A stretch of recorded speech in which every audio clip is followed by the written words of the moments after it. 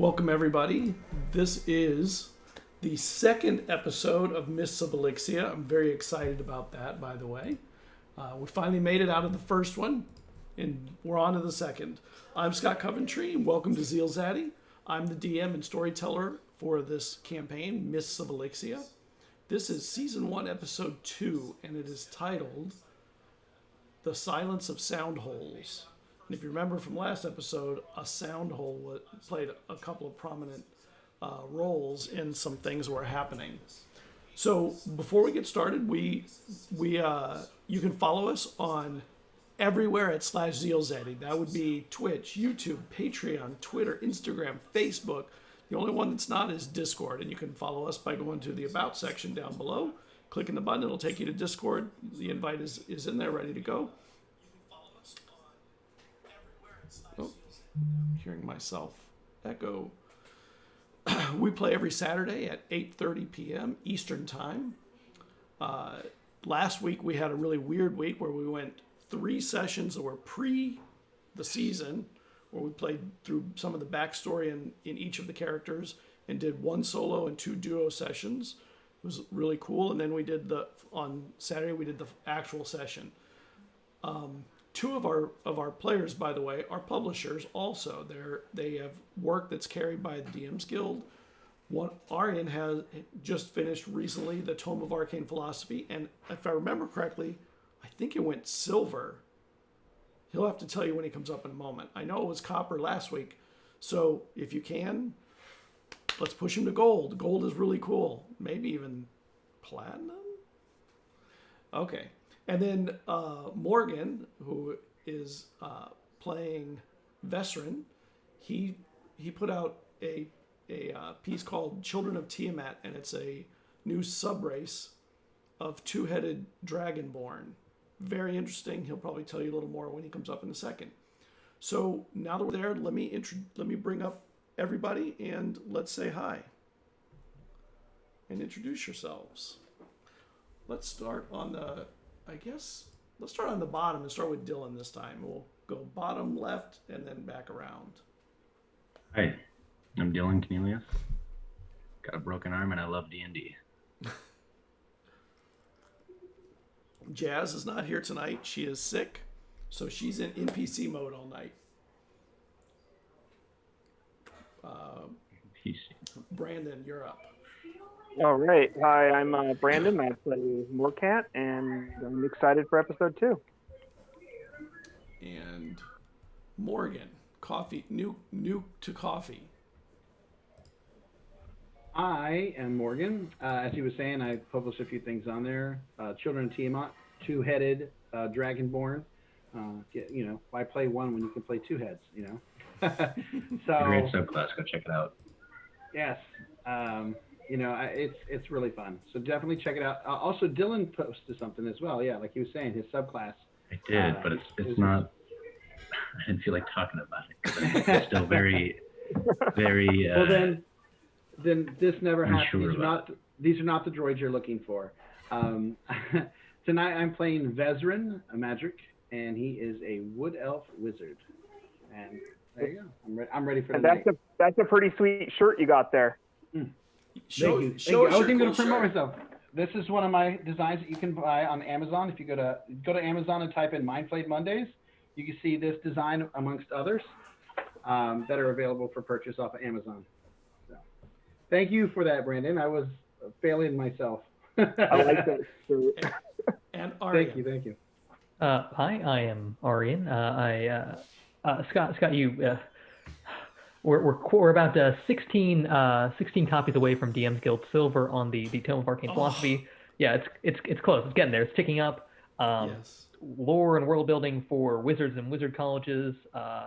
Go ahead, check that out. All the money, 95% of the money goes to the NAACP Legal Defense Fund. It's great, and some good stuff for wizards. So I'll play. What the hell is my character name? Kian. That's correct.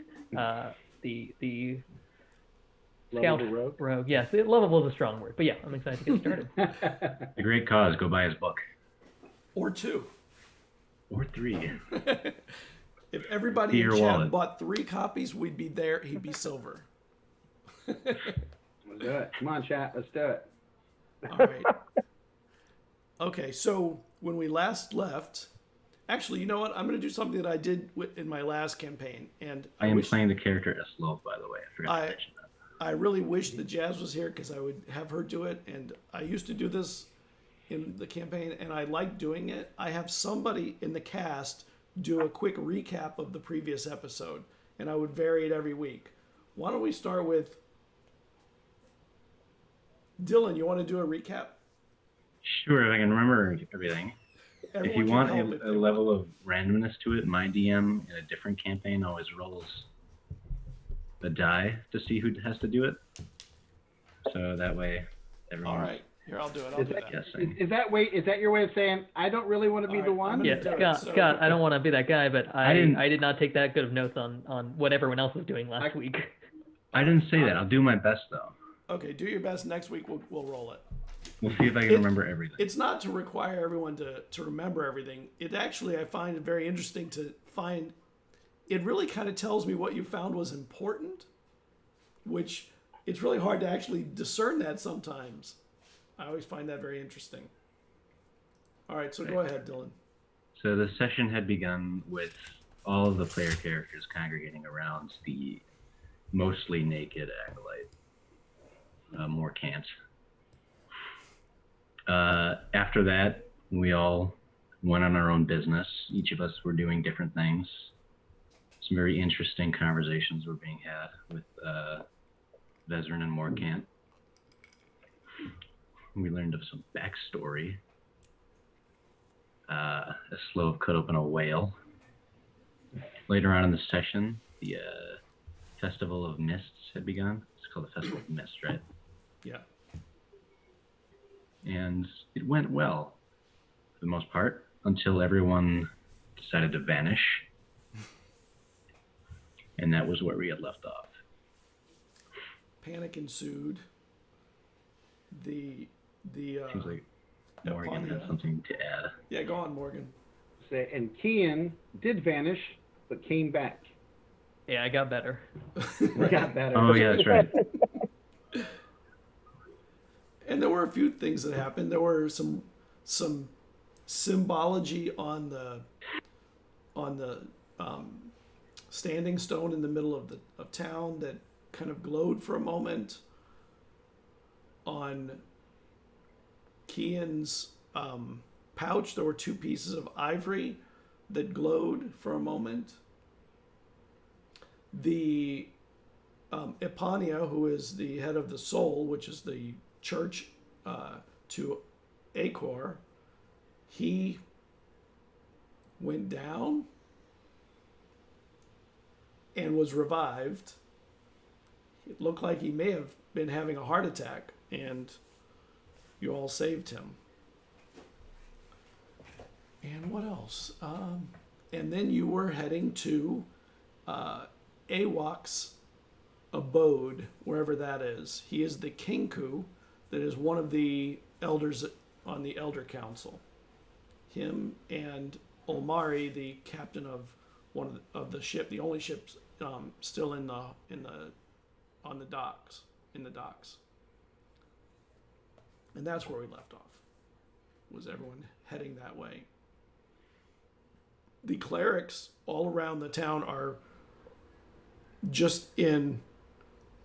It's sort of a cross between still a little panicky and trying to pull themselves together, and sometimes having to be pushed or shaken to get themselves together by other priests, other acolytes and initiata.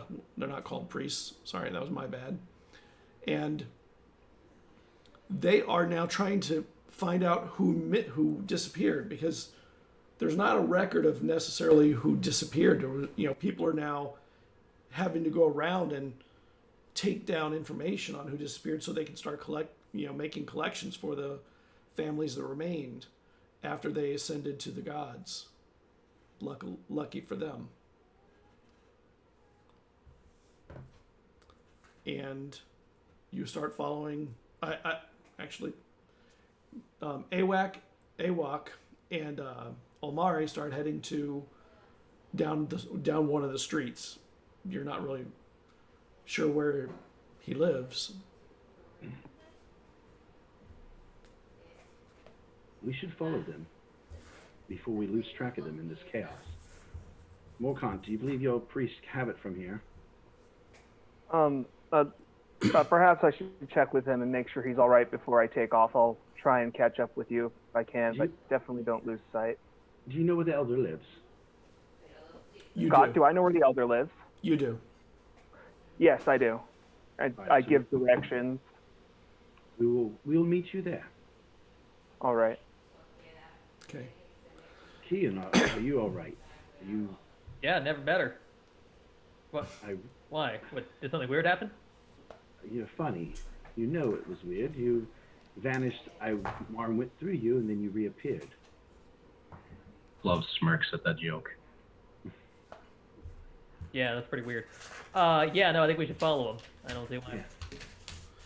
Yeah. And as you're walking, at some point, Dylan, you walk into a spot where sound stops. He stands there.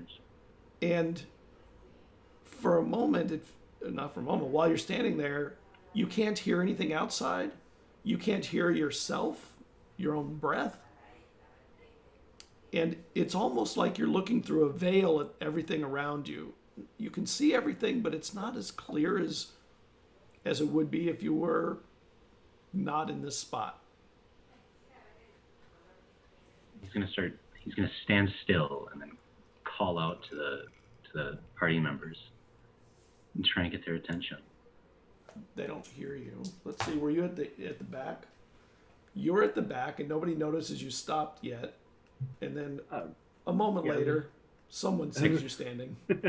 I'll take a couple steps Can we forward. roll for it? I didn't know if we were going to see if we had, perception or Sure. even, yeah. If you're gonna notice, there's just too many people here. After like a couple seconds, he'll take a few steps forward. All hearing comes back like a. He's looking around in confusion. He has no idea what's going on. And you don't see Never anything felt that there before. now that you've stepped away from that point. He's gonna like put his arm over to where he saw it, No, just sort of Outlander. wave it through. Outlander, are you okay?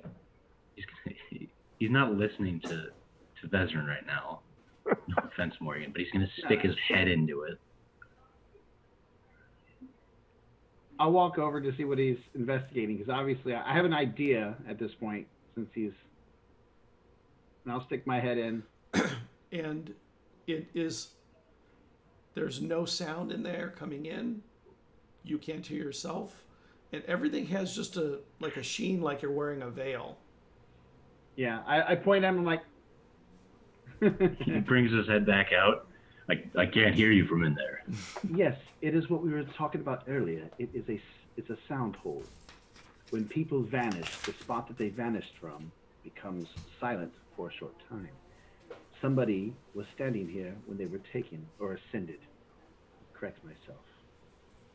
In case the wrong is here. Where do these people go? We do not know. The priests believe the gods take them. It is kind of wrong to say otherwise, but I am not certain that is what happens.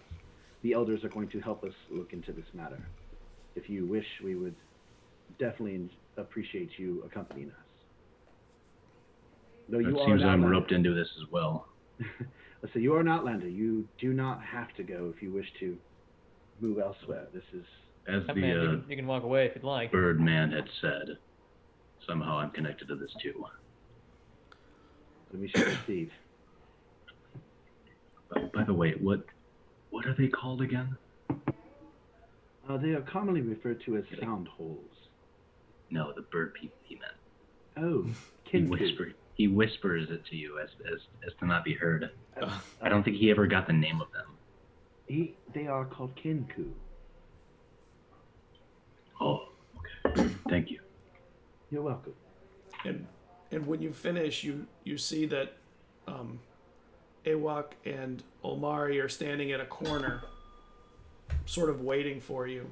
Kian sees where they're at, and so Morkan doesn't. He's back at the Soul. And you guys follow them over. They lead down a street that heads towards the ocean, but away from the dock. It's a long street. It does have lights along it, the lanterns along it that are lit. And at the very end of the street, you see this home that looks like not much of a home, a very small place. It's round, and it is sitting on the edge of like a small cliff, maybe 10 feet down to the beach. And they go there, and Awak waits, sort of paces even for a moment while he waits. Back at the Soul, Morkant, you go in to check with Epania, and he's assisting people he's assisting the other acolytes in coordinating. He seems to have pulled himself together pretty well and doesn't appear to be any worse for the wear from whatever happened to him. And he sees you come in. He goes, "You have more important things to do than be here." All right, I'm going to gather my armor and equipment from my room, and I'll go catch up with the others then. On your way out, he says, "We'll speak later, after we've dealt with what we can here." Of course, let's just try and help as many people as we can. And that's the first time you've ever seen him really give you what would feel like respect. Moving up in Only the had world. to see his life. Or at least not disdain.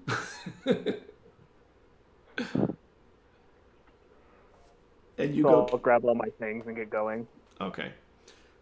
Back at Awak's house, it doesn't look like much, but it is very clean and kept, and pretty well kept from the outside.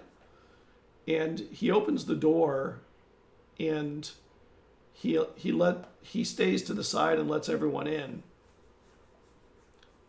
And when you go in, it's got a kind of an odd look. There's baskets just everywhere, woven baskets, and they're just bursting at the seams with those little ribbons that the children make, things like that. And it has an odd, like, it's really hard to fathom why you have all those things, but he lets everybody in, and Omari comes in with him, and then he comes in and closes the door. Can everybody make me a perception check, please?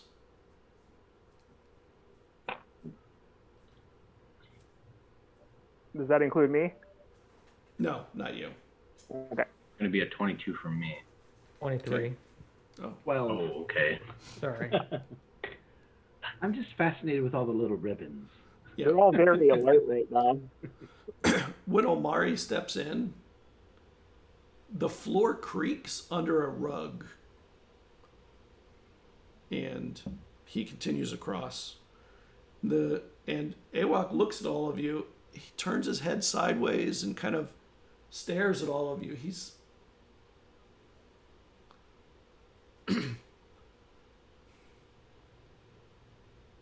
I'm not sure how all of this has tied to you. What's the word?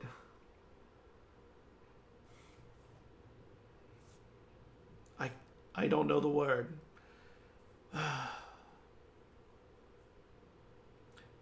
It's like you're woven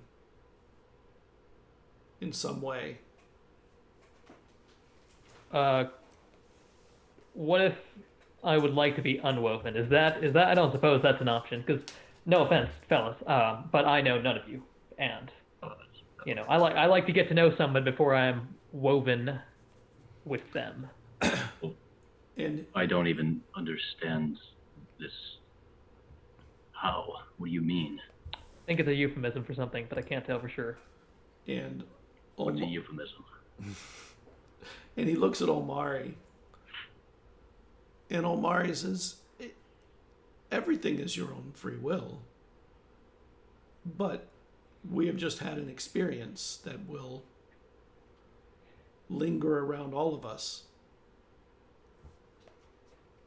And Awak goes, did you see Six Light out there? I did. He'll be here soon enough. Sorry, she'll be here soon enough. I saw you lingering over the sound hole. Were you experiencing anything within? He's talking. It was unlike anything I've ever felt. No senses, no sound. I could barely see. It was some foul magic. Yes. There's definitely something in those. They happen every time that there's an ascension. Usually they last a few moments, maybe a few minutes. I have experienced some that were there as much as 2 or 3 days later. But they're always gone within 3 or 4 days at most. 3 days. That's not exactly true. What do you mean? My mother, she disappeared 44 years ago. Her sound hole is still there.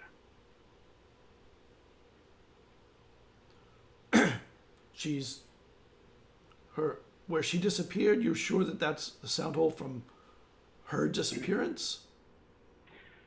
Do you know my mother had a gift, yes? Well, many gifts. But she could see things before they happened. She drew exactly where she would disappear. My sister and I uncovered it recently. And when we went to the spot, we found her sound hole. From 44 years ago? That doesn't seem possible, but I don't know. I don't think I know what's possible any longer. Not only that, but my mother also drew a picture, and I pull out the picture of Morkant. And you hear... She drew this picture, but somebody's at the door. Oh, and Omari steps over and opens the door. Morkant, and steps aside. That is one hell of a picture.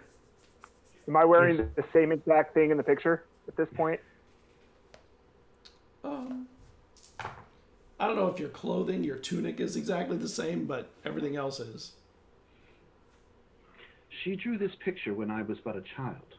I remember seeing her draw this. And yet, when I asked her who it was, she did not know. And here he is, standing before us.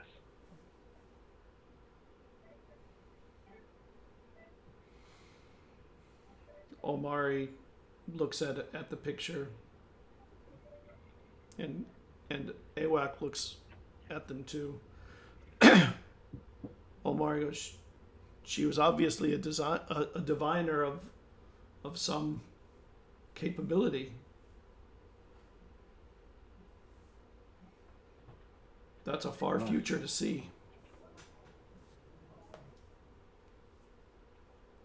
My mother was very talented, and very smart, and very good at what she did.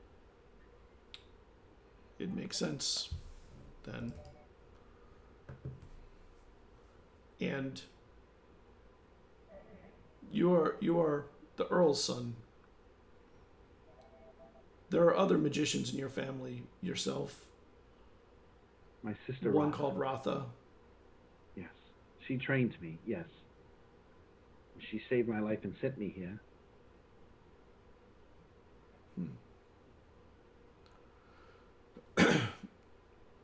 And Awak looks at everyone and says, we should be collecting our thoughts so that we can understand what happened. And he says, "One moment." And he goes over to a basket that's under like 4 other baskets, and he pulls it out and comes over, and he has parchment in it. "Perhaps we should take notes." And he says, and he gets a quill and ink.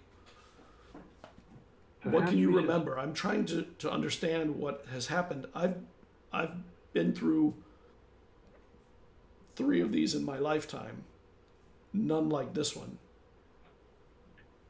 Perhaps we should start with Kian, with what happened to him. I mean, Yeah. Listen, I saw some green lights on the rock. No one else saw these green lights. Then we waited for a while. Half the town disappeared. I went with them, but I'll pull out the pouch.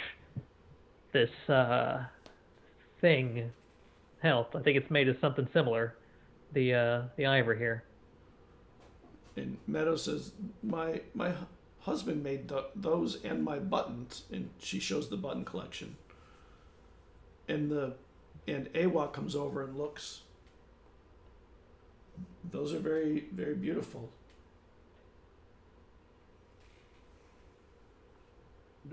the symbols on the buttons, do they look like any type of arcanic, runes or anything like that that I might recognize from studies?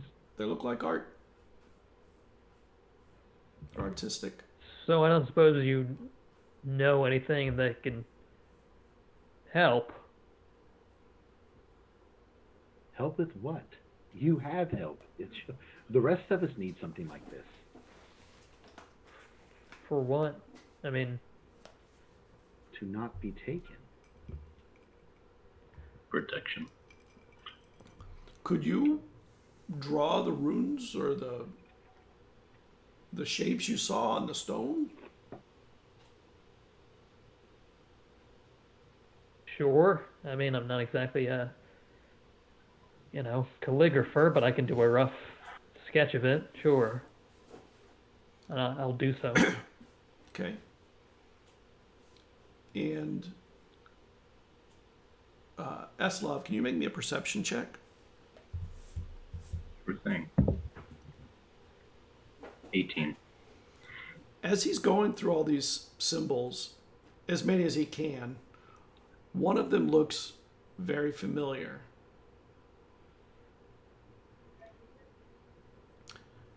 And you remember back, you think maybe that one of those symbols is a symbol that's on your back. Which one is it? The one that looks like a blackened sun. So the one that's in the very center. Yes. When I see that, I go to just touch my back in the spot where it is, as I just look at it pensively. Well, you can't see it on your back. Well, I know where it is, though, I'm Yeah. sure. Yes. He's not going to say anything. Yeah. And he keeps drawing out the symbols. There are a lot of symbols that you think you got relatively accurate. Some you're not 100% sure because it was a very short time. And there's a bunch more that you wouldn't have had time to even write. Not to mention you could see there were glows wrapping the thing, so you could only see one side anyway. And as you're looking at them, the Kenku looks over at Omari, and it's almost like they talk.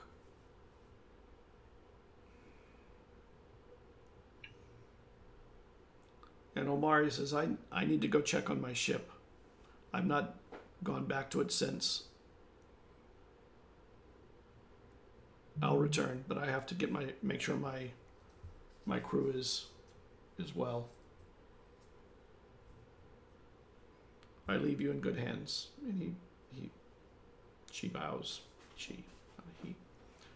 and Love will give heads her out. a nod.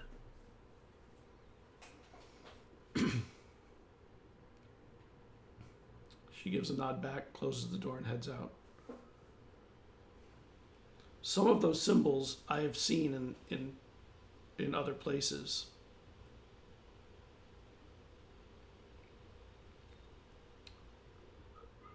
I'm concerned. I think they're very old. Older than our own writings here.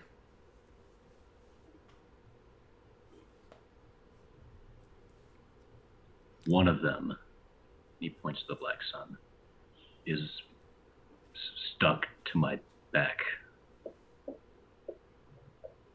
And he turns around. He is still shirtless, I think. Oh. No, he probably would have put his coat back on. So he lowers his furs so that the tattoo is visible.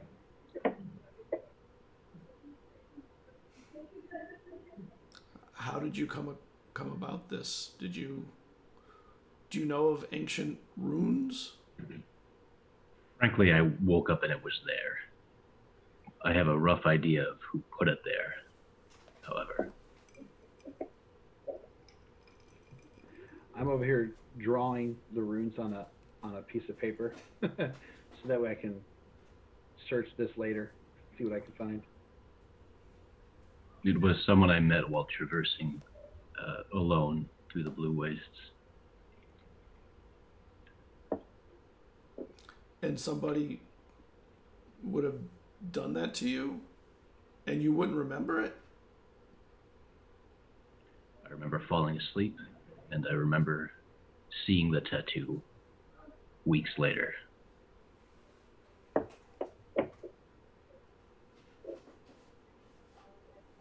I don't know what to make of that, but it is interesting that you've received marks like that. And he looks at the rest of them and goes, I think some of those other parts of that are ancient runes too. Do you have any idea what they mean? I've been trying to decipher or pull some meaning out of them, but to no avail at this point. And there's a knock. Excuse me. You're a busy man. And he goes over to the door. Popular. And there's a boy there, maybe 15. There's been a council meeting called. Your presence is needed. I'll be there shortly. And he closes the door.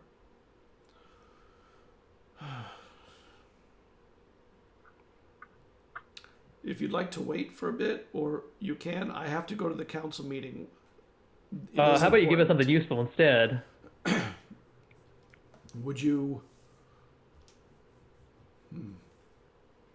I told you a hell of a lot. You told us these are old runes, and turns out this guy's got some on his back. And you haven't given us anything yet. I still don't fully understand why. Listen, all I've got so far is I'm apparently immune to ever ascending again. Which, great for me, let me tell you that much. But, other than that, I guess I go home. He goes over, looks out the window by the door, makes sure the boy's gone, and he pulls the curtains. I'm going to just have to trust you. I don't know you as well as you don't know me. Except Morkent, I know you. I know of you. And I've watched you with interest because Eponia has had lots of problems with you. Exactly the kinds of problems I prefer. And he pulls the rug back from the floor, and there's and he lifts a latch, and there's a stairway Secret door that goes down into the rock. Come. And he starts. 9 times out of 10, that ends in us getting disembodied down there. I will follow him hesitantly. I'll pull the feather out. Maybe as we're traveling down here, you can explain to me why my mother had a feather of yours.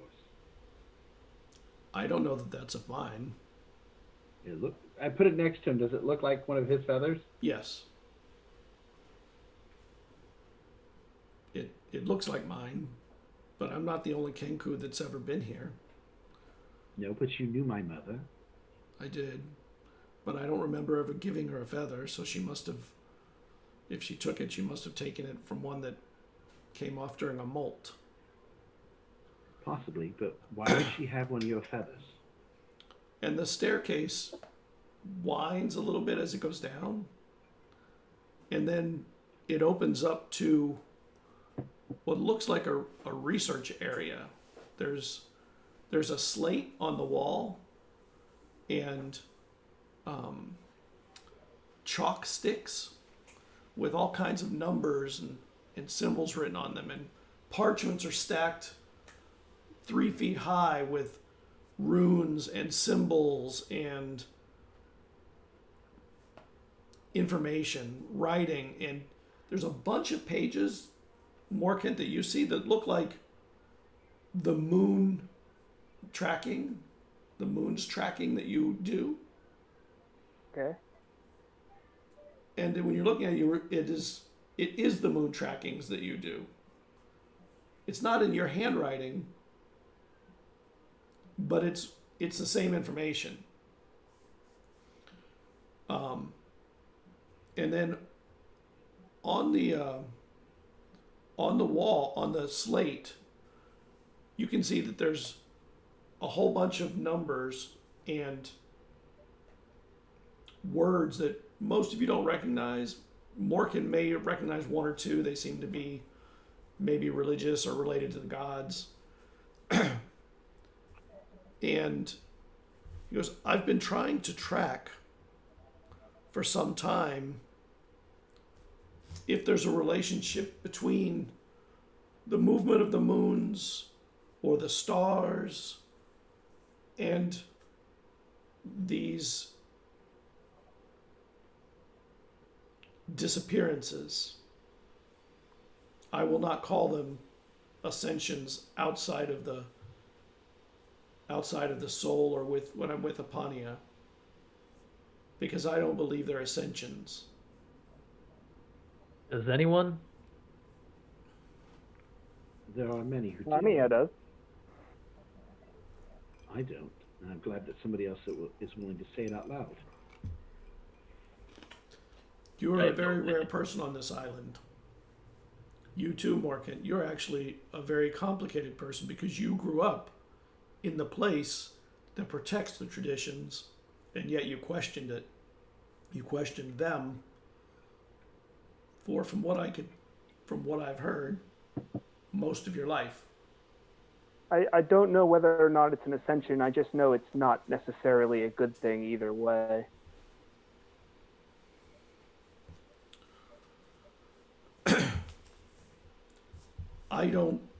I can't understand why gods would want to just ascend people when they could just wait for them to pass.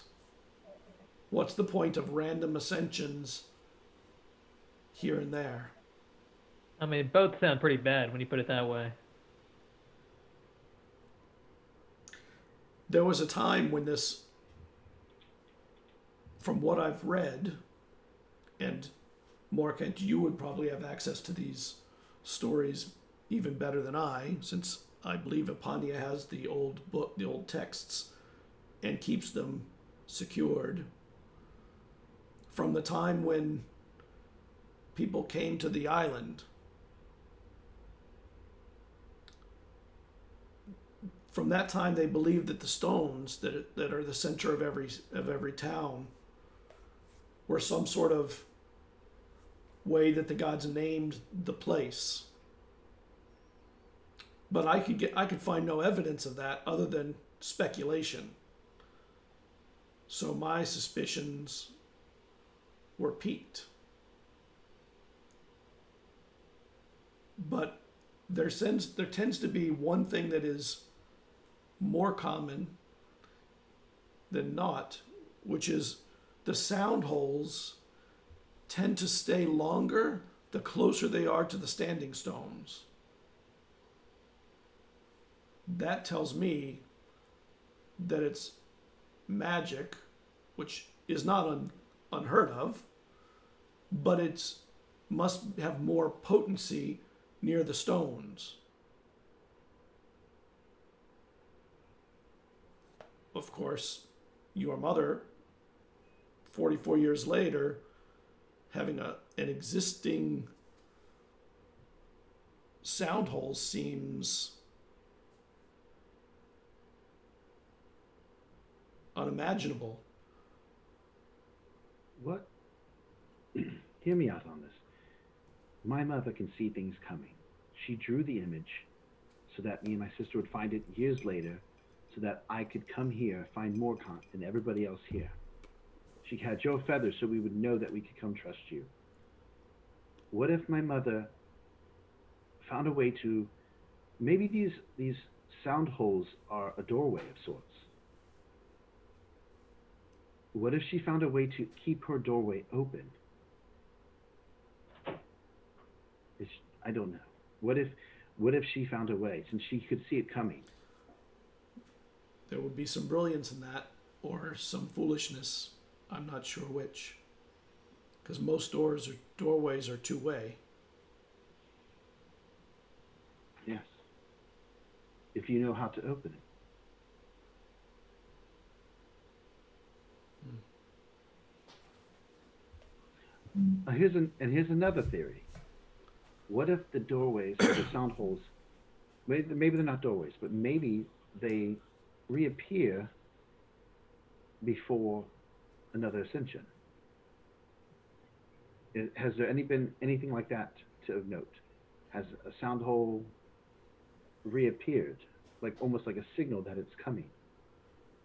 Not that I've ever seen or heard of, except for the one with your mother, which maybe it did reappear and maybe it wasn't there in between all that time.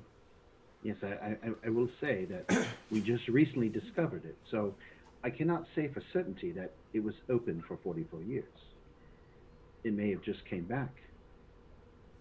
I don't know.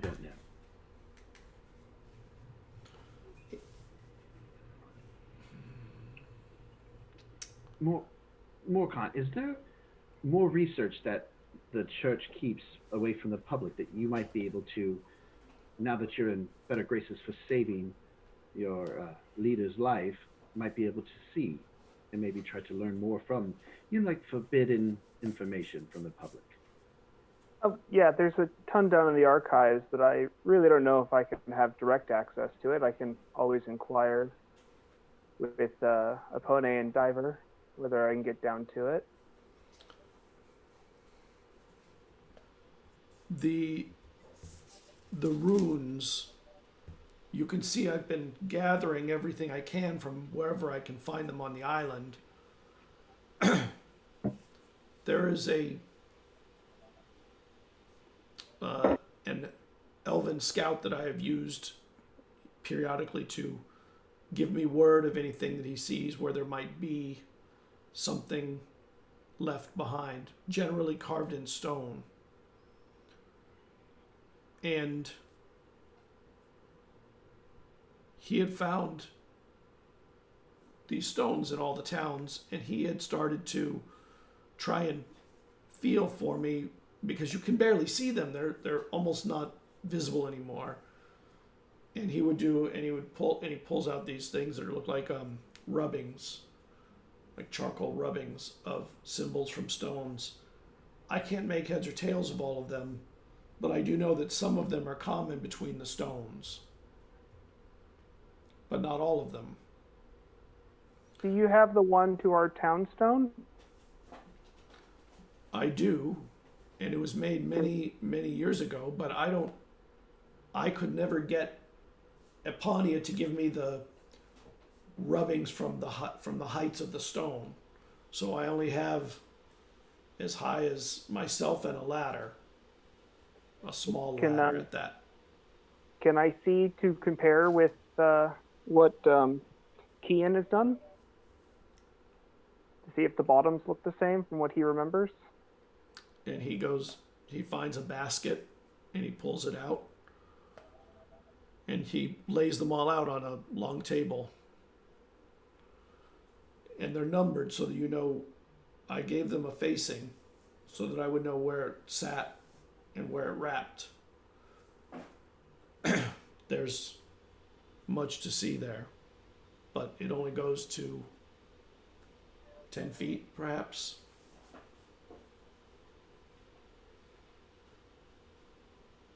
Do any of these symbols look like the one that I found in that one area, like the three? Do any of the symbols match that at all that they've recorded? There was only one symbol in that area, and you do see that symbol. I saw this symbol here on some stones, and I'll recant what I saw as a kid and what I scribbled, and I actually have that, and I'll pull that out and show him that I found that near my family's home. Do you also talk about seeing the unicorn on your way here? Yeah, I would say, because I would recant the whole story, how when I was a child, you know, I found this hole in the ground. It was rubble, and when I went to investigate, I found the symbol. I remember using some charcoal, copying it on some paper to show my mother later, and as I looked up, I thought it was a wild horse, but it was odd. It wouldn't let me come near it. It seemed intelligent. And then Horses are intelligent. But I mean, more than a normal horse. There seemed to be more going on. What makes this even weirder is on the night that I left my home, the night before I came here, I happened to go by that area. And when I got out one more time to reminisce, it came again. It was older, and it had what looked like a horn starting to grow out of its head.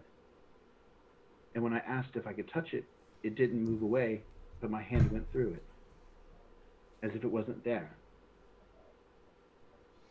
You saw a grim. A what? A grim. That some... He walks over and he finds a book that he has.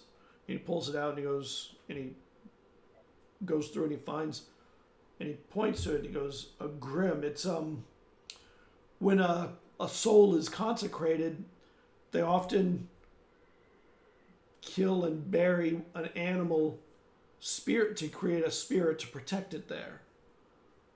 So perhaps that place had a grim of what sounds like a unicorn. Do they age? Because it aged. It was older when I saw it again. I don't know. Even what I do know doesn't say one way or another whether they remain or change. But they're usually spirits to guard a place or sometimes to hide a place. I guess that's part of guarding. Meadow, Kian, do you know what type of horn that ivory's made out of?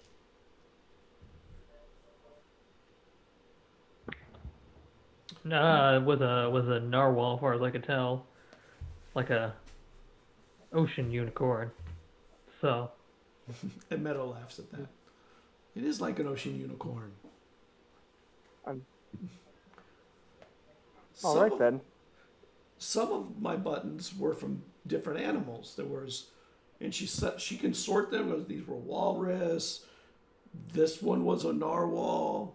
These were, and she just goes through them all. And she's apparently knows what every one of them was made of, what kind of animal they came from.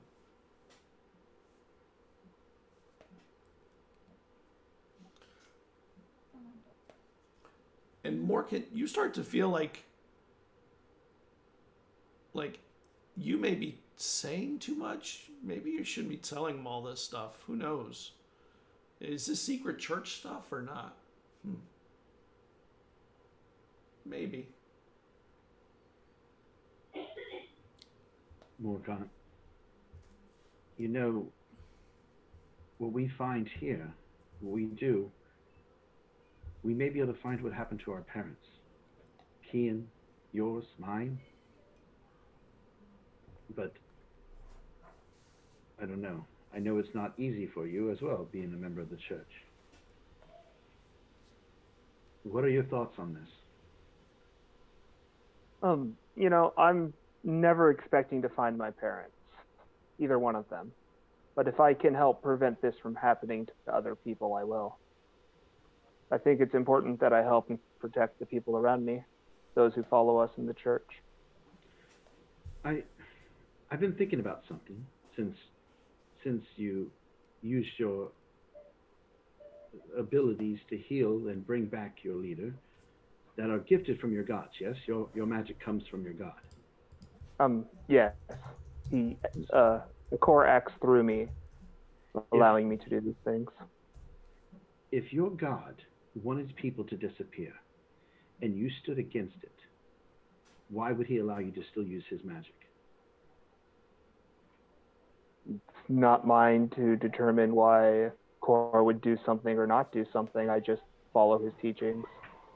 And I think that is why you're able to do it. I don't think your god or my god or any of the gods are responsible for these disappearances. I could be wrong, but it doesn't feel like that is the case. And I don't think that your god would sit idly by. I think he would stop you if you were trying to destroy this. And that's my personal opinion. I mean, I'm not a man of the cloth. He'd also probably want to stop 200 people from getting bamfed into nothing. So I wouldn't put too much stock into what he would or would not do based on what he wants. I think you're doing the right thing. Trying to find out. Eslov, can you make me an intelligence check? I'm sorry, a wisdom check.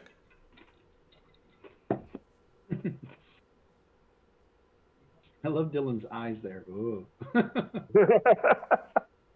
7. What was it, a 7? Okay. And, you feel like maybe you're being left out of this as an outsider. It's like they're not even hardly talking to you. There's something not okay about the way that they're just ignoring you. Well, this whole time he's been trying to think about how he fits into all this. Mm-hmm. He's been trying to wrap his brain around how, first of all, how the symbols are still on his back, and second of all, how they connect to the symbols that he's seeing on the paper. He's trying to remember if he's ever seen them anywhere else before. Okay. Do any of us notice how he are we so engulfed in our own conversation that we don't notice him thinking off to the side there? But then he does sometimes look off to the conversation and wonder, what are they talking about over there? I guess my thoughts are this. You're important. My mother drew you. There's a reason she sent me to you in her weird way. Kian, you came across us. You disappeared and came back. It doesn't make sense, but you did. Meadow's husband made the pouch for you, as well as her own buttons. And Eslov here, though an outsider, has symbols that are seen all over our island on his back. I know you don't want to be a part of this, Kian, but... A part of what, precisely, is my question. You got a plan? Do you have a point of attack, a place to go, a thing to find? I'd love to join a fellowship. I just want to know what that fellowship is set to do. I think if we keep doing what we're doing, asking these questions, that path will appear before us. We were brought together for a reason. There is something greater. I personally, after seeing all the things that my mother could do over the years, believe completely that there are certain things that are meant to happen. Now, whether we succeed at whatever it is that's supposed to happen is another story. But we were meant to come together, all of us here. And Kian, you're probably thinking they're feeling that they're starting to get a little too much into your business. Like, why are they trying to tell me what I need to do with them? Is this some kind of external influence? I don't know. You just feel a certain way. You've got this thing going on in your head. I don't know. I think it'd be better if we did stick together. I can't force anybody here I want to see this through because I believe there's a reason why my mother's sound hole still exists. I believe there's a reason why you heard our conversation, me and Morkan. I think there's a reason why the outsider here, Eslov, has tattoos on his back and came to this island the day of the festival. There's a reason for all this, and it has to be. Whether it makes sense or not, I don't understand. So say I agree. Say we get into this. What's your next step? What's your give me your plan for tomorrow. You could also help come up with this plan. Well, I'm out a lot of ideas, so I am hoping someone else has got one. I'm sure our Kinku friend here, the elder, will have some ideas, but Morkant, I think, with saving his mentor's life, if you will, may have gained access to things he lost, and there may be information that he can discover in the church that might give us a direction. And while you're going through this, Vestrin, you start realizing that this puts you at risk now with your brothers too, probably, and you may not want to be around here. It's dangerous because they might send people after you for this. Is there anyone on this island who definitively knows what these symbols mean? Not anyone I know. There are elves older than me. In fact, most of the elves are older than me. Except you, Vestrin, you're younger than me. Which is a rare occurrence. And remind me what the ends of whatever this is are. What's your overall goal here? I wish to understand why people are disappearing and where they're going.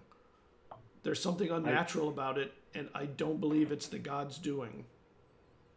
As do I. And I hope that once we figure it out, maybe we can stop it from happening so nobody has to lose a loved one again. Okay. It's hard to imagine the gods would do this to us. At least not the gods really. that we worship here. You'd be surprised. So, step one is you go to a library and hope there's more in there. Okay. One more question / request. Is it possible we could come up with a better word than sound holes? Of course. What would be a good word for it instead of a sound hole? Silent ditch? What about a void spot? A void spot, a silence pocket, a No sound place. a nether zone. I kind of like no sound place. I like the Outlander's suggestion. The no sound place. Yes, I agree. A void spot. Yeah. What was the other one that you said, Morkant? I just said silent ditch. Silent ditch. I mean, whatever you want to call it, Keen, I don't care. It is a spot where there's the void of all sound, and it's odd. I personally believe that it's a very good chance that it might be a doorway. If people are being ripped from those spots, they're being taken somewhere. And those holes, voids, whatever you wish to refer to them as, I think is a chance for us to see where they're going. Sure. I'll join your little club. Then we can enact step one of the plan tomorrow, and the priest here can go in and check his library. If he needs someone to guard him from some books, I'm more than happy to join in with the crossbow in tow. Otherwise, I'm just going to get a drink and another one. And Meadow, she looks at all of you and she goes, I don't know if I like being around all of you. And she just storms up. Yeah. You're all in bad moods all the time. And she goes up the stairs. Dude, I've never been in a bad mood. Once I agree with her. I'm not in a bad mood. Love just has resting bitch voice. I'm actually excited for the first time in some time. There's a chance that I might be able to learn more about my mother. And shortly after, you see her coming back down, and Omari is following her down. Hello, Omari. A word, Awak? And Awak comes over. They go up the stairs. Ian, try to see if you can listen in on that, Kian. You're a quiet one. You heard our conversation. See if you can hear that. Yeah, that didn't go that well for me, now did it? Sure, I will attempt to listen in on whatever is being said. Okay. Make me a perception check. It went under something, hang on. That's going to be 14. You don't catch all of it, but you catch something like under attack. I don't know. Like an odd conversation since this place has been at peace forever. So someone's under attack and someone else doesn't know something. Maybe. Well, make that two people who don't know something. You know two things. And then Exactly two things. That's fair. You hear Omari's steps on the upper floor when he leaves. You hear the door close behind him. And Awak comes down. Well, he came with some interesting premonition. Is it a premonition if it's current? No, that's just seeing things. Yes. He thinks that we're under attack, but he doesn't know where from or how. But I've heard nothing of any kind of a battle. So this doesn't make any sense to me. But I do have to head to the council meeting. I'll be right back. If you want, you can go through my notes or what have you, since we have much to do now between now and whatever the end of this is. If you're being attacked, should you go by yourself? Perhaps we can accompany you to make sure you get to the destination safely. If you'd like. The council meeting is open to whoever wishes to come. No use standing around here. We can always come back and look at these later. What do you think? Well, Vazarin, if you believe it's a door, only one person has gone through it both ways, so perhaps the key is, in fact, the ivory. Have we tried walking back in with it? Well, there's a void spot up above where Eslov discovered it. Maybe Kian would be willing to try it with his ivory on our way to the council meeting. I would be willing to loan out my ivory. That's fine. I'll try if you wish. A lot of people need help right now. I definitely agree with Kian that some action needs to be made, otherwise we're just spinning our wheels. Okay. Let's go to the council meeting. And you have The definition of something that doesn't spin its wheels. they're so You're engaging. not wrong. You're not wrong. And you head up, and Awak closes the door and pulls the rug over it, and he closes up behind you, and he locks it. And when you go out, you see there are people sort of either still or again panicking a little bit. And Kian, can you make me an intelligence check?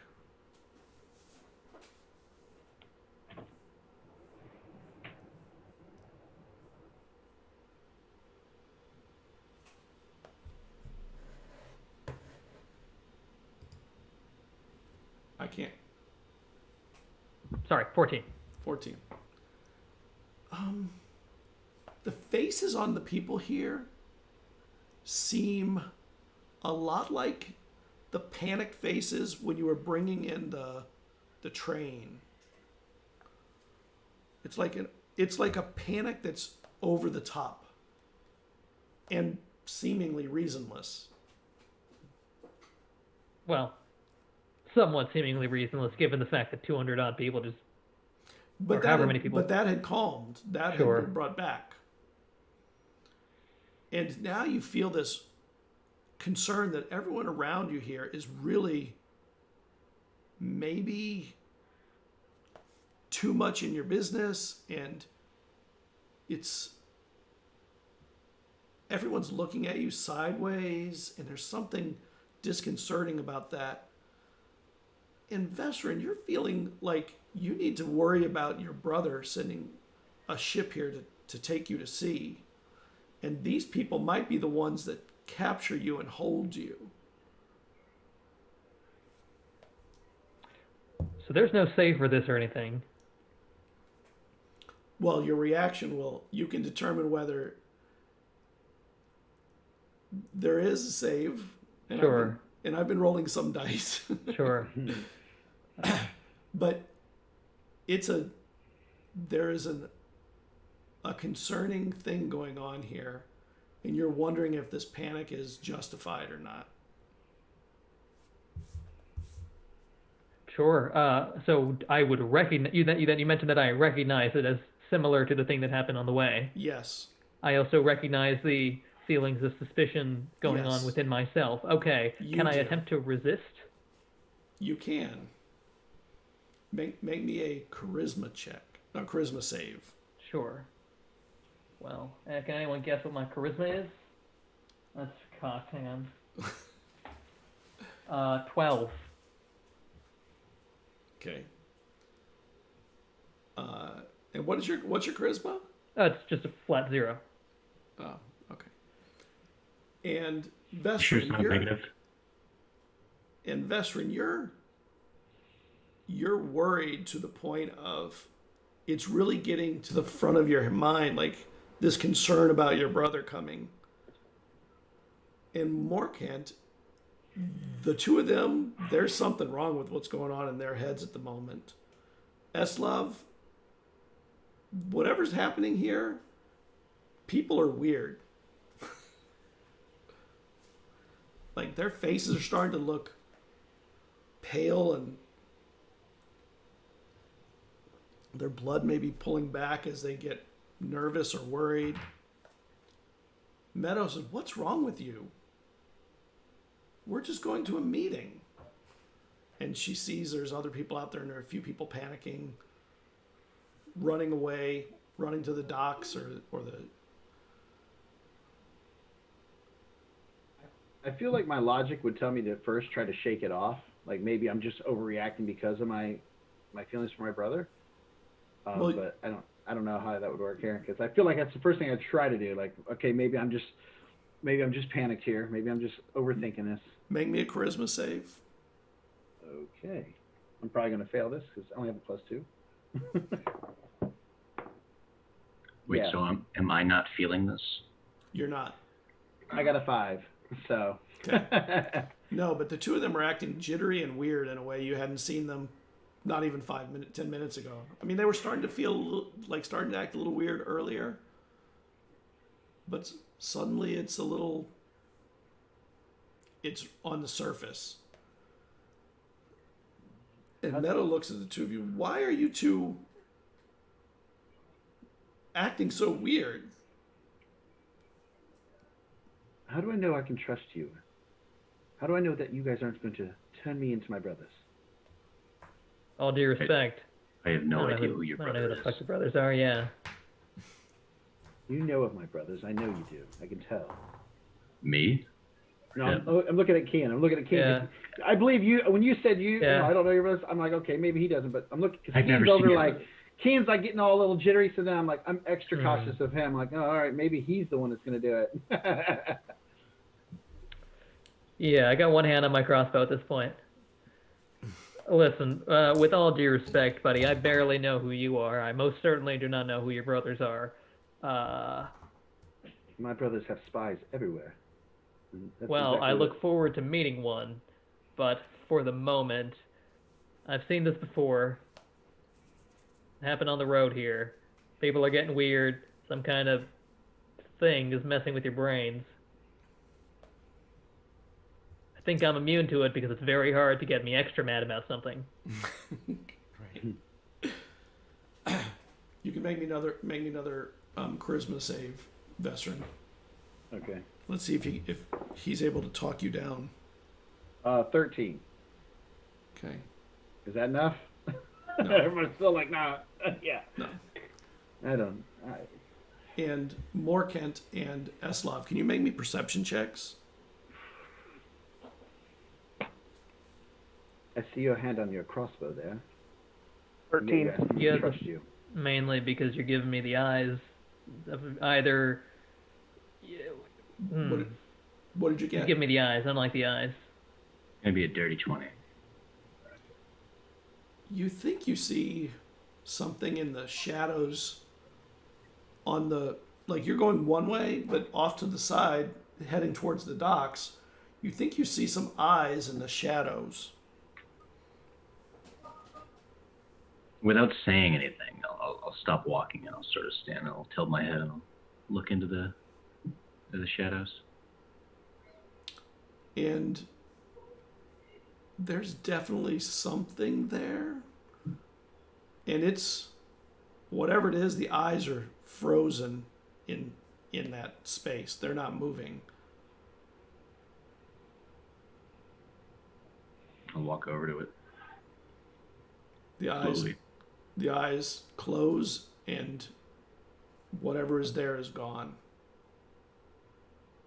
He'll shrug and chalk it up to his imagination as he catches back up with the group. Vesrin, you suddenly feel a relief. And Kian, you feel a little bit less of whatever it was happening. Like there's a reduction in whatever this pressure was building up in you, this concern. Can I tell it was magic at this point? Like a Make magic me an sensation? intelligence check. Make me an intelligence check. 13 plus 4. 4.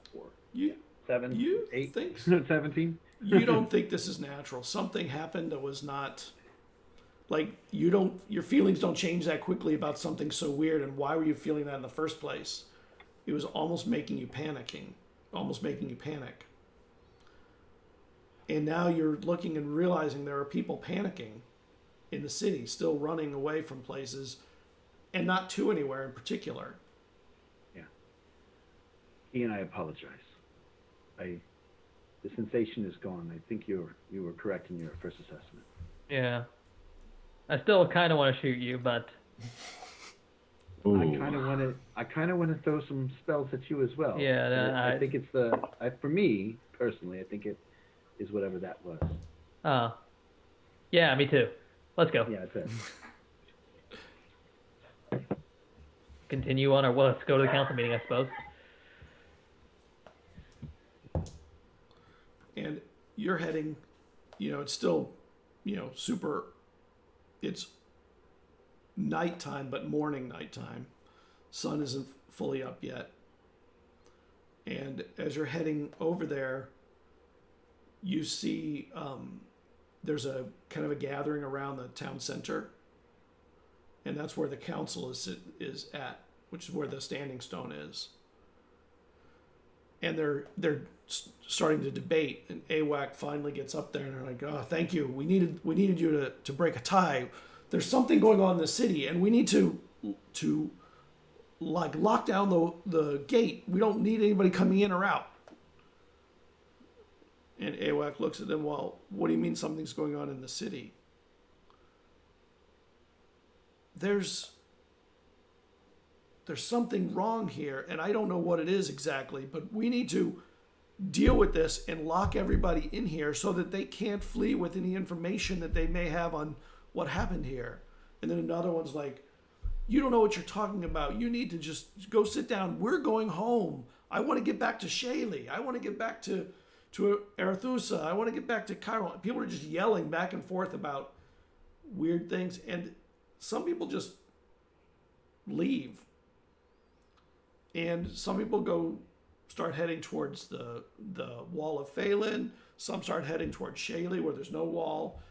A couple go to the lake, and they're just starting to splinter off, and they're all angry, and like there's a level of tension that is not completely unjustified, but definitely feels like it's greater than it should be for something like trying to protect the town.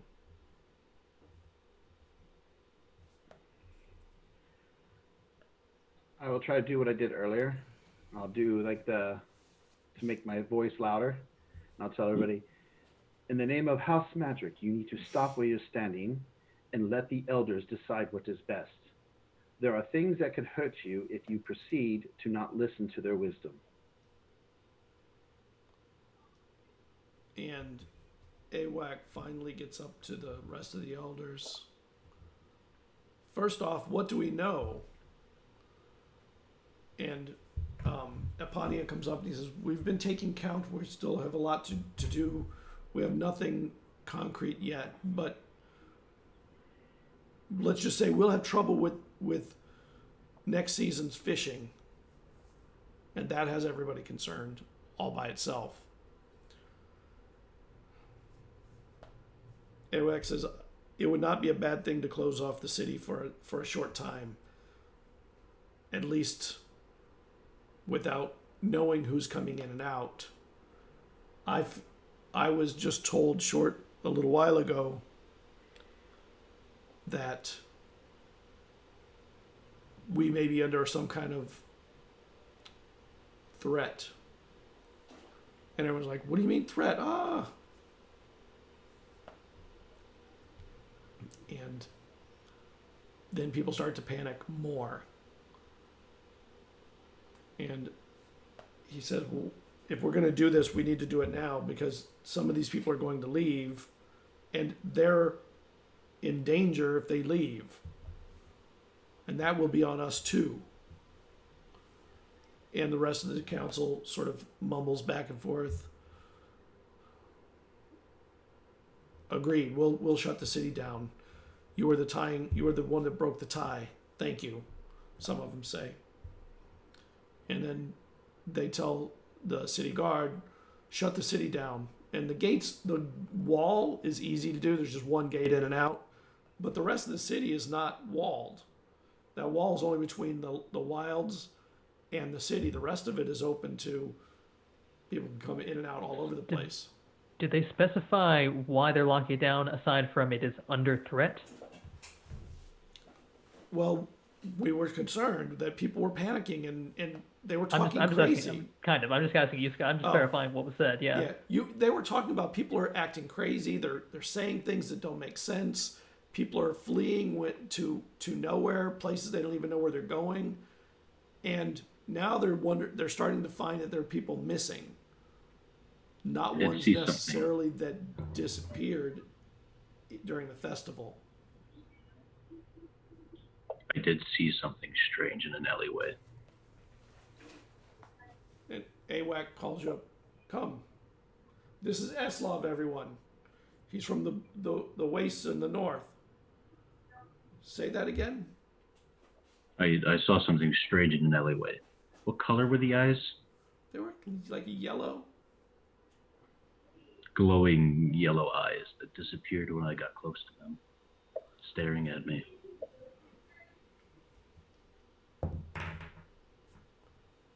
And people start to freak out again. Like, what do you mean? What do you mean eyes in the darkness? Was there a beast? Was there a creature?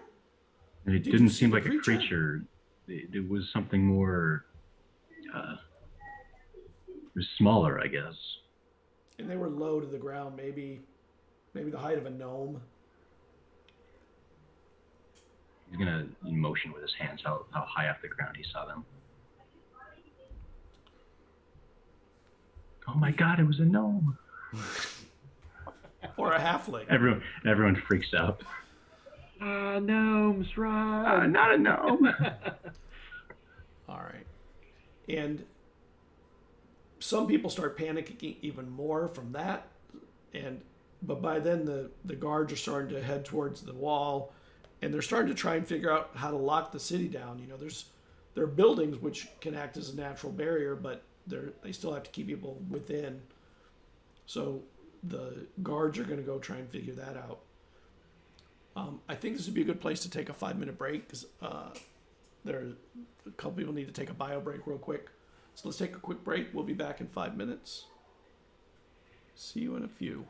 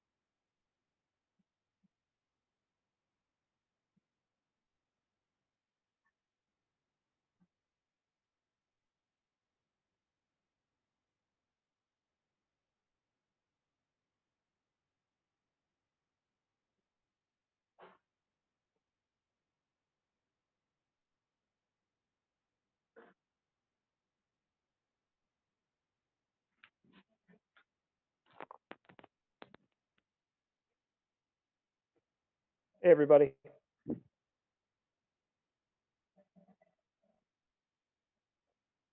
I'll get some water then. Then I'm back.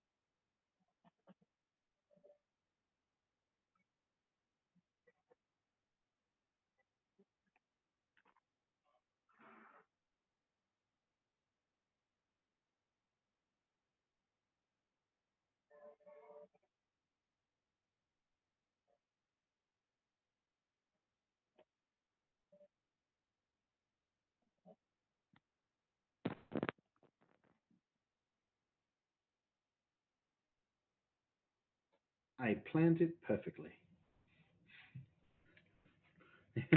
He walked into the mist. Oh no, Keen, you didn't give him your button.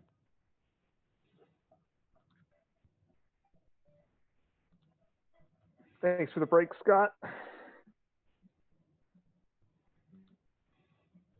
Oh, they can hear us on the other on the on Can they? the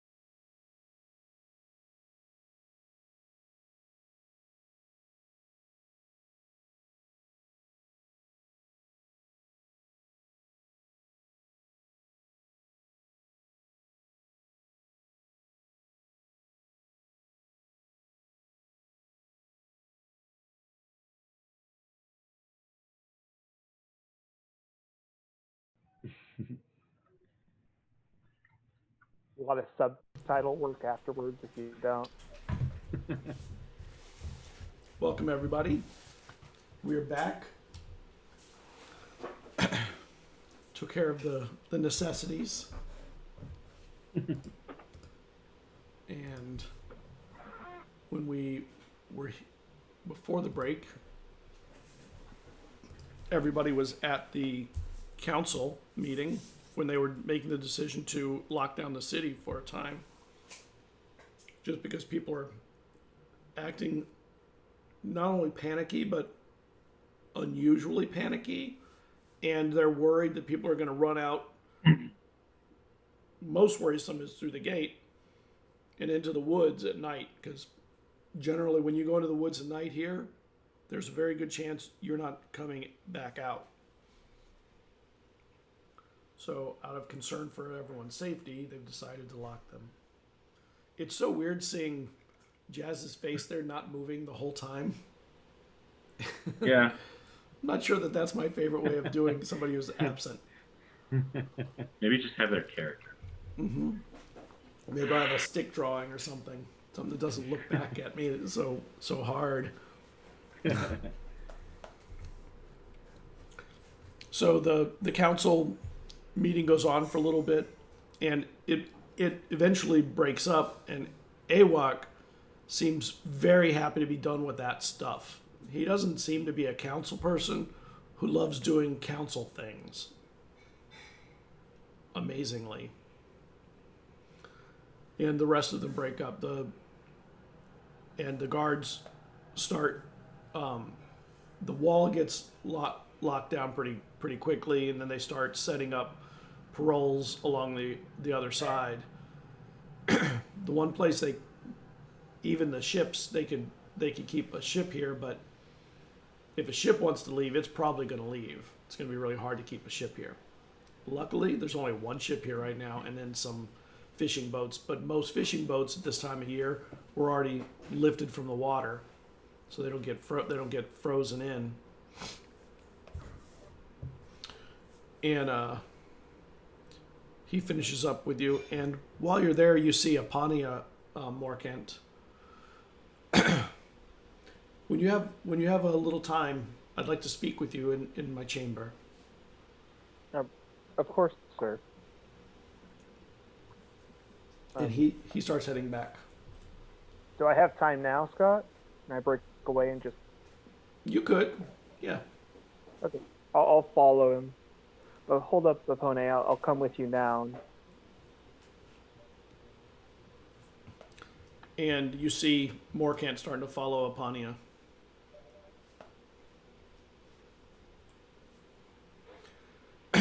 Awak looks at all of you. The council is barely better than the soul. I have no time for the foolishness going on around here.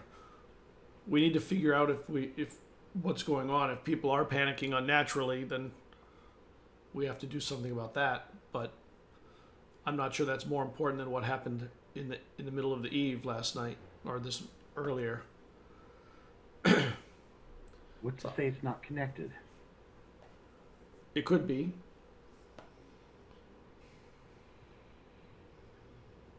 I don't like not having time to plan, though. It's it makes me very uncomfortable. It's Not one for improvisation, huh? no. You get back to the soul, which is very close to there, and Apania takes you up to his chambers and says, sit. Outside the chamber on the way in, there was another acolyte. Her name is Edda. And said, close the door, please. And Edda's just sitting in a chair there. And she looks at you. She looks at you as you close the door, kind of trying to peek in, like a curious person. Kind of little wave through the door as it closes. Well, that was uncalled for. So, what have you learned from your time with AWAC. I believe I've learned exactly what I expected. Nobody knows anything, and everyone's panicking. Of course, because I've been thinking about this, and this may have just been the will of the gods for them. This may have been a time for many to ascend. But as much as my instinct says that it's the will of the gods, I think that I need to take a different tact this time than I normally would. So I'm going to assign you to this project to understand as much as you can about what happened. Okay. All right, It's- sir. I may need access to the library down with Davy again to find out Yeah, what I can. Of course. You'll have access. Also, Etta out there, I'm going to assign to assist you in the soul if you need things when you're not here.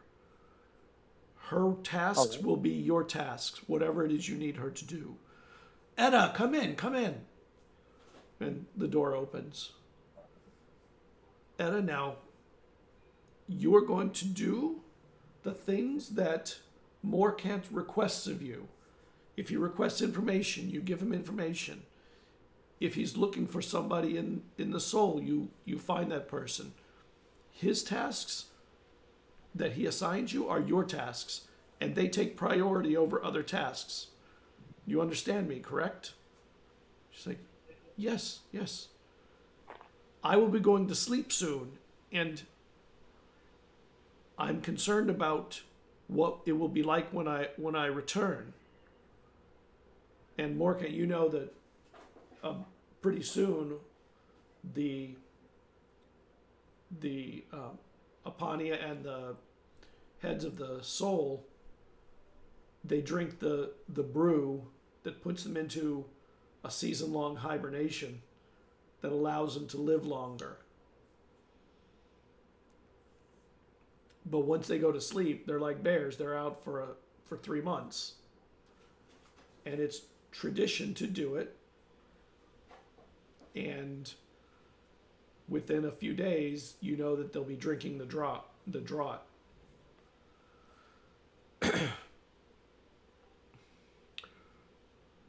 Now, Etta, one thing I want you to be perfectly clear on.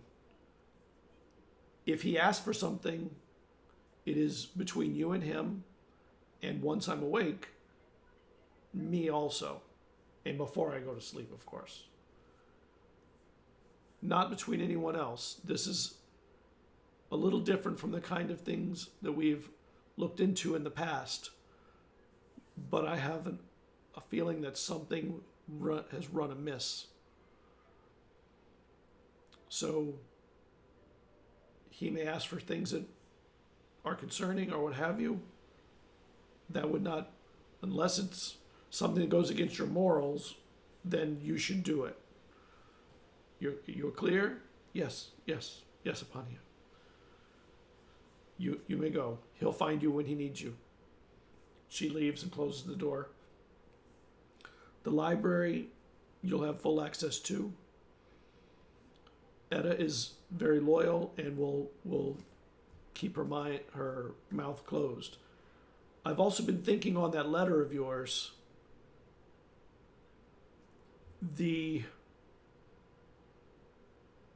It's very interesting that it came when it did, and I think you should not bandy it about like you did with me when you first got it, when you received it. You may want to keep that more private, as it was requested in the letter. All right. There's potentially things going on that who knows what threats we're under at this point. I've heard that Ratha was a seer, so there may be something to her saying to keep it private. Maybe you are not to show it to someone that will be looking for it. That's all. I just want you to know I trust that you'll do the right thing and respect the soul, but my mind says that you need to look into this further. I will, sir. Thank you. Of course. If that's all, I'm going to get back with the others and see what we Okay. can find out. Okay. All right. Then I'll leave. Okay, you leave. You head back. That's it. Someone in the chat said maybe refer to the sound holes as the quiet place. Maybe. It was me.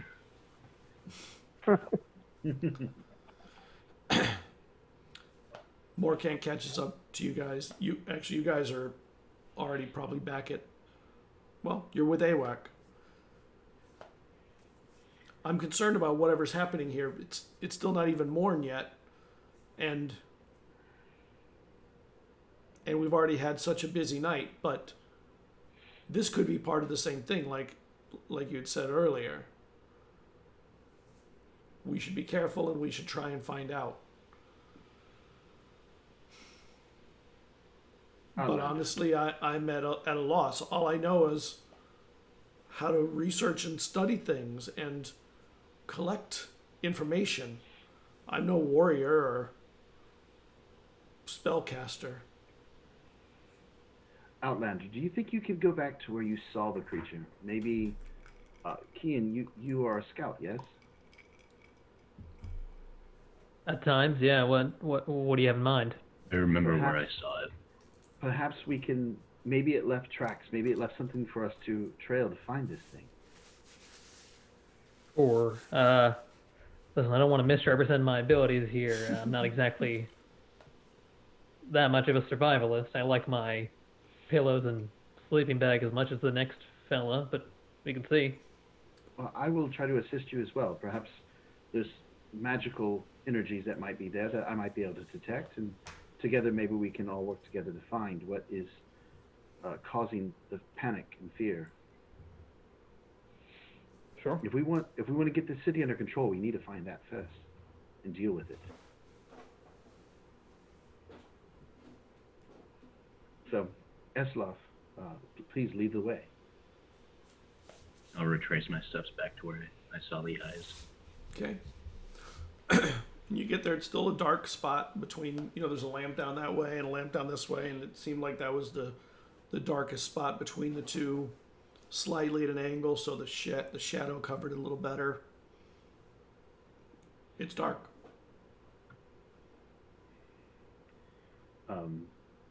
I will spend, I guess, do a ritual for detect magic to see if I can detect any presence of magical energy that may be there.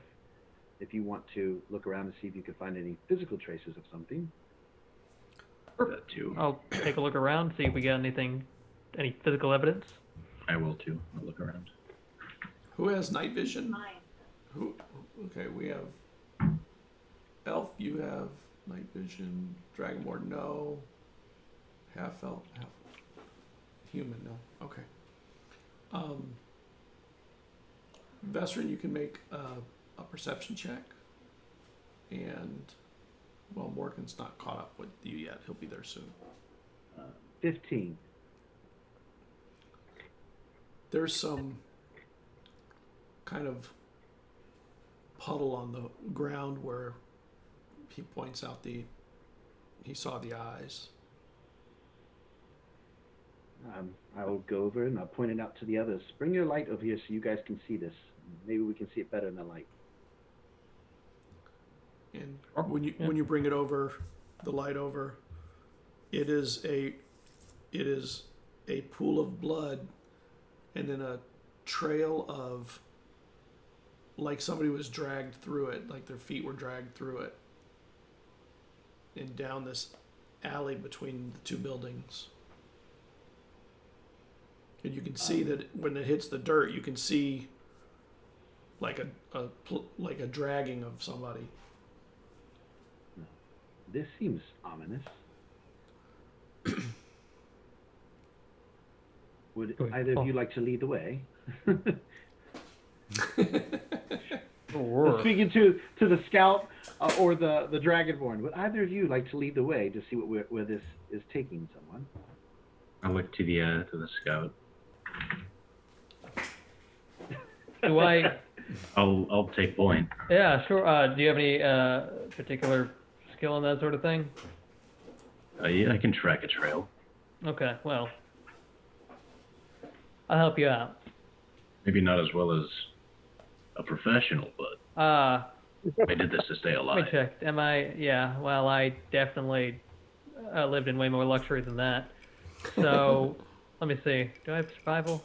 No, I mean, I can help you. I'll give you, if there's a roll, I can give you advantage. Scott, at this moment, I will cast mage armor on myself to ensure that before we go into combat, if there is any, I'm well protected. Let the metagaming begin. No, not metagaming. There's a trail of blood. We know there's something messing with people. I'm like, before I go any further, I need to protect myself. Mage armor. Some people would call it metagaming. I get it. I just know I've been carrying my armor this whole time and haven't bothered to put it on. And Morcat, you catch up to them as they start heading down an alleyway. I'll catch you up, Morkan. Come here. Let me tell you what we found. What's going on? I'll point it out and You see there's a pool of blood and like a trail of something dragged through the blood. I'll lean over to Eslo and ask him, do your best and give him a little bit of guidance. D4, right? Yeah. Yeah. Okay. Feels invigorated. All right. Thank you. Make a survival roll, and you can help him out, Kian. Yes, take advantage on that. Yep.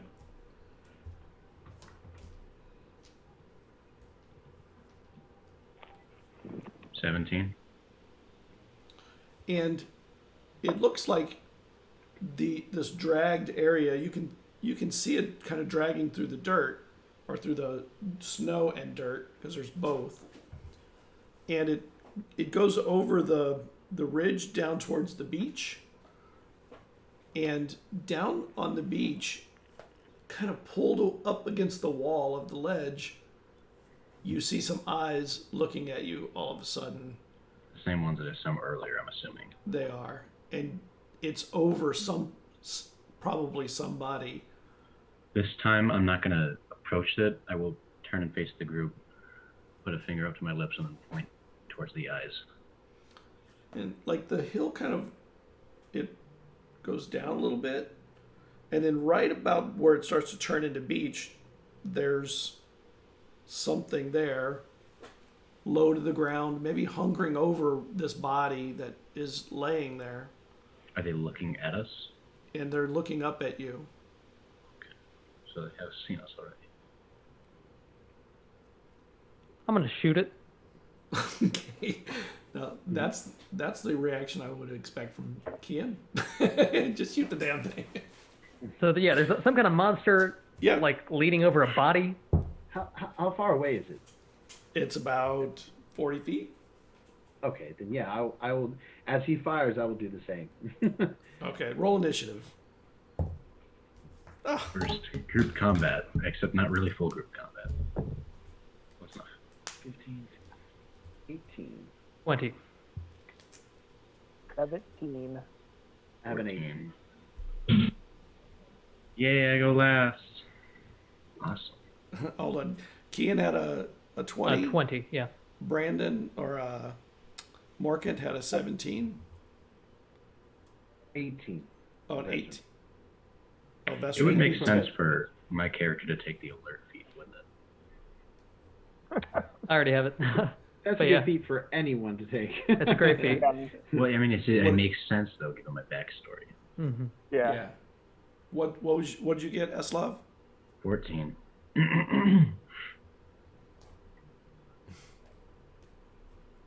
Wow. All right.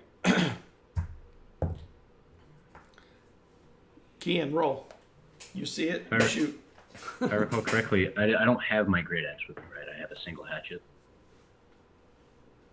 Correct. That's also going to be a flat 20 to hit. A natural 20? No, sorry, not. I could see how that would be. No, just a dirty 20. Okay. And it hits. You hear it clunk into something. Sure. And you hear a really high pitched as whatever it is, it scrambles backwards. Sure. Roll your damage. It's gonna be. Oh, that's pretty good on D8. That's gonna be 12 points. Jeez, yeah. Wow, that was a good bolt. Yeah. So yeah, just kind of just stare at it without moving, without kind of looking away. I'll just lift the crossbow, fire off. Yep, that was a very Kean type reaction. Yeah. Vestrin, you see this thing get hit and start backing away quickly. Yes, I will go into casting and I'll shoot a firebolt at it. Okay, So, roll. firebolt, not fireball. Yeah. I don't have that spell yet. Yeah. All right. No, I don't think it hits unless a 10 hits. No, 10 won't hit it. It's moving away. It backs away. Maybe it dodges out of the way a little bit, just enough to be missed. And its eyes open wider. Does the More fire light up the area enough at least to give us a better It glimpse of the does. creature? It does, and it looks a little bit like. Oh, hold on. I will go to.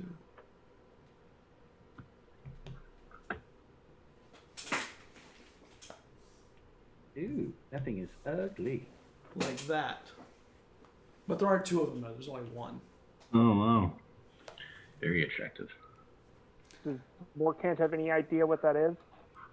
Make me an Arcana check. I was Does going to say, anyone would have I an know? Yeah, would I? Can I roll Arcana as Maybe. well on this? Yeah, you can both. All right. Natural 18 plus 6. So, Much higher than my 14. 24. I don't know what it is. I'm not even going to tell you the roll. I'll tell you that I don't know what it is. I can't hit it, but I know what it is. You've heard stories of something like that kind of looks like what you remember in the stories of something called a mean lock, and they were some kind of beast of the mind that they would do horrible things to people's minds, and they would kidnap people, steal away their bodies. I will say this as I see it. I believe it's something like a mean lock, and I will describe what you just said to the rest of the party so they know what we're dealing with. Morkant, you hear that as you do. What were you going to do? Going to toll the dead. That knowledge doesn't seem to have helped you hit it. No, No. it did not. A little less talk, a little more aiming. That's all I gotta say. You know, I know something. It's injured. Yeah, if it is injured. So I'm going to look at it and say a little prayer beneath my breath with my arm extended and toll the dead to try and just finish it or damage it if I can.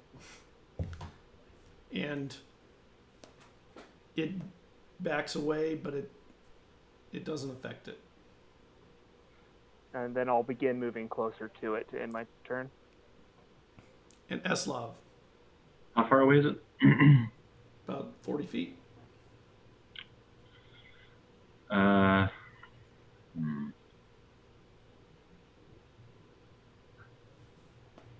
there's only one, right? Yep. Okay. I will move 30 feet forward. Take a deep breath and blast a cone of cold on it. Not the spell cone. Wait, oh yeah. Yeah. Whoa, oh my The god. breath weapon. Not cone of cold.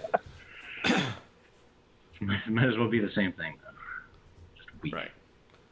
Okay, roll. Roll to hit. That's not a hit, that's a save. Yeah, same.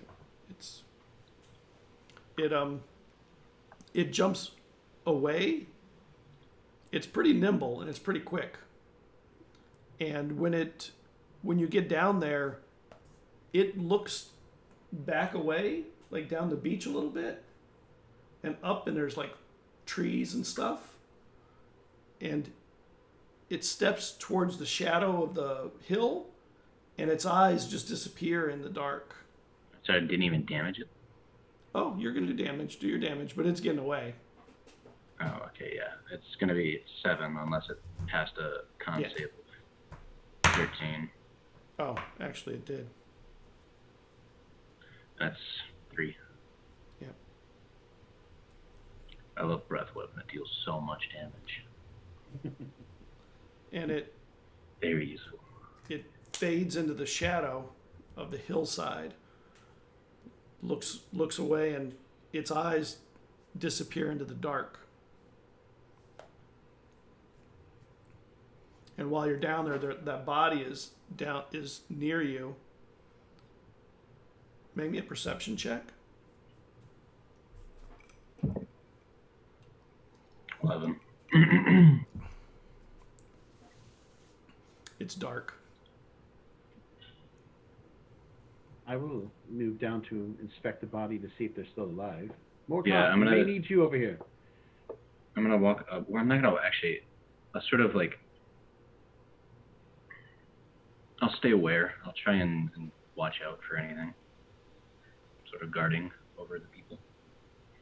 And while you're doing it, you see up near some trees, eyes are staring back, and they turn and start moving away.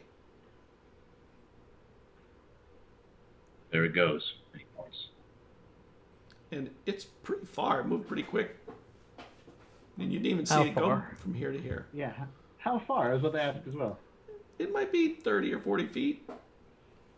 Can I fire? Or I know you want to fire. Yeah. Too. No, I'd like to talk to it now. Yeah. You go before me, so. Sure. Yep. Kian, Yeah. you see where he points, and you see that the thing Yeah. is up there. After taking my first shot, I'm gonna calmly pull out this little lever that looks like a goat's foot. I'll put it up to the string and like put it back up against my hip and knock it back. Then take a bolt from the coral and put it in, raise it up to where the new position where it is, and fire again for a 15. That'll hit. Okay. Nice. Another D8. It's gonna be damage. 11 points of damage. Nice. Oh, I did the math wrong on the last one. The last one would have been 10. This one does 11. So you can subtract 2 damage from Okay, whatever yeah. it was. Yeah.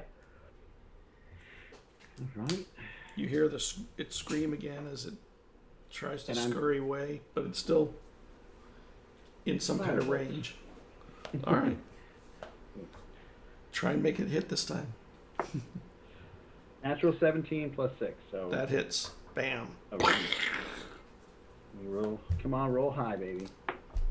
4. Firebolt. Yep. It takes this hit, and it just sort of the hit just kind of wraps around it, and you see it kind of fall to the ground, and the tips of all those spine things are all singed and burning, and you see it laying on the ground up on the top of the embankment up by the trees. Should we move to ensure it's dead? I'm going to go and I can check do the that. body of the that he was standing over. Well, the body is actually looking up, and eyes are wide open, but she's not moving, and she seems to be alive, but immobile. As they're inspecting it, I'll go and make sure whatever it is dead. You head up the embankment, and it's twitching a little bit, and kind of I Sort of accidentally in- bury it in its neck. it's no longer Finish it twitching. off. And the spines are still not burning but singed and have a little glow to them, and it once you do that, it's done. But So I'll carry it back and I'll throw it down to the ground for everyone to see. I'll lean over and take my 2 bolts out. hey, you saved your bolts. Waste not, want not. We should probably let the elders know that we got this thing. Sorry, remind me what this thing does. It messes with the mind from what I know. Cool. I'll repeat what you told me that I know. So. And it kidnaps people. They steal people away into the darkness. while they're talking, I'm just gonna pick up the body and start walking it to the soul. Pick up the dead thing. Okay. And I'll bring that back. And then while you're carrying her, she just shakes all of a sudden, and her eyes go wide. Ah! It's okay. It's okay. We got you. I'm gonna take you to the soul. You were attacked by a creature. I'm gonna take you to the soul so people can look over you and make sure everything's all right. What was that thing? And like she's ghostly white, almost pale. Tell you what it is now. Dead. And she sees it in your hands. Is it dead? It's very, very dead. I assure you. And she jumps out of your arms. I can walk. All right. I'll go gather my stuff then.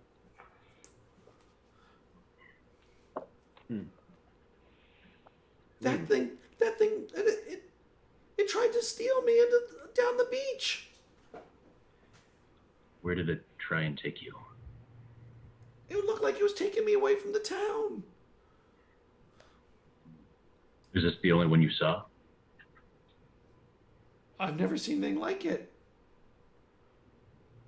Right, but it wasn't with others. This was just a lone creature. I saw no others. How could there be more than one of those? Of that thing? Well, let's hope there aren't.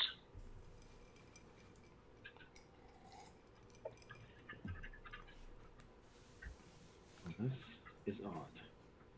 So, Kian, have you ever encountered anything like this in your travels? We saw the effect of one a couple days ago, but can't say I've seen one in person. Outside of that, what? Gross. You haven't. Yeah. Well, at least we know it bleeds and it can die. None of you have actually seen one of these. You've only heard about them. Only, Vestrin and Morkent. That's love. Perhaps we should take this body a less direct route to ensure we don't scare more people in this village, and ensure that the least amount of eyes on this, probably the better. If they think there's more of these out there, and there isn't, then we might cause a panic. I don't understand why people would be scared of a dead thing, but I suppose I am still getting assimilated with this culture, so It's whatever not so you much- think is best. They're not going to be so much scared of this dead thing.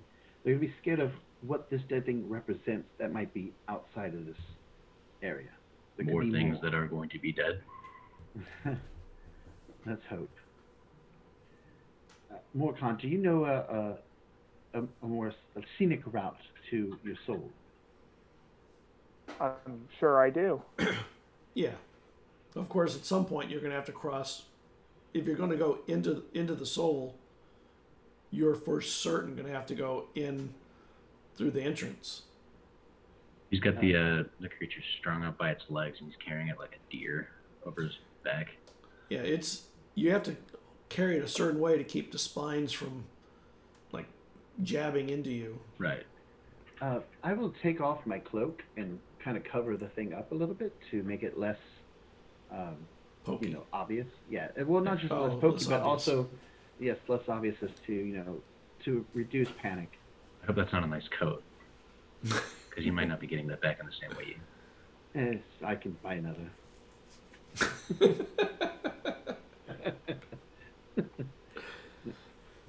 It's good to be the king. Well, The Jarl's son. son of the Earl. The Jarl.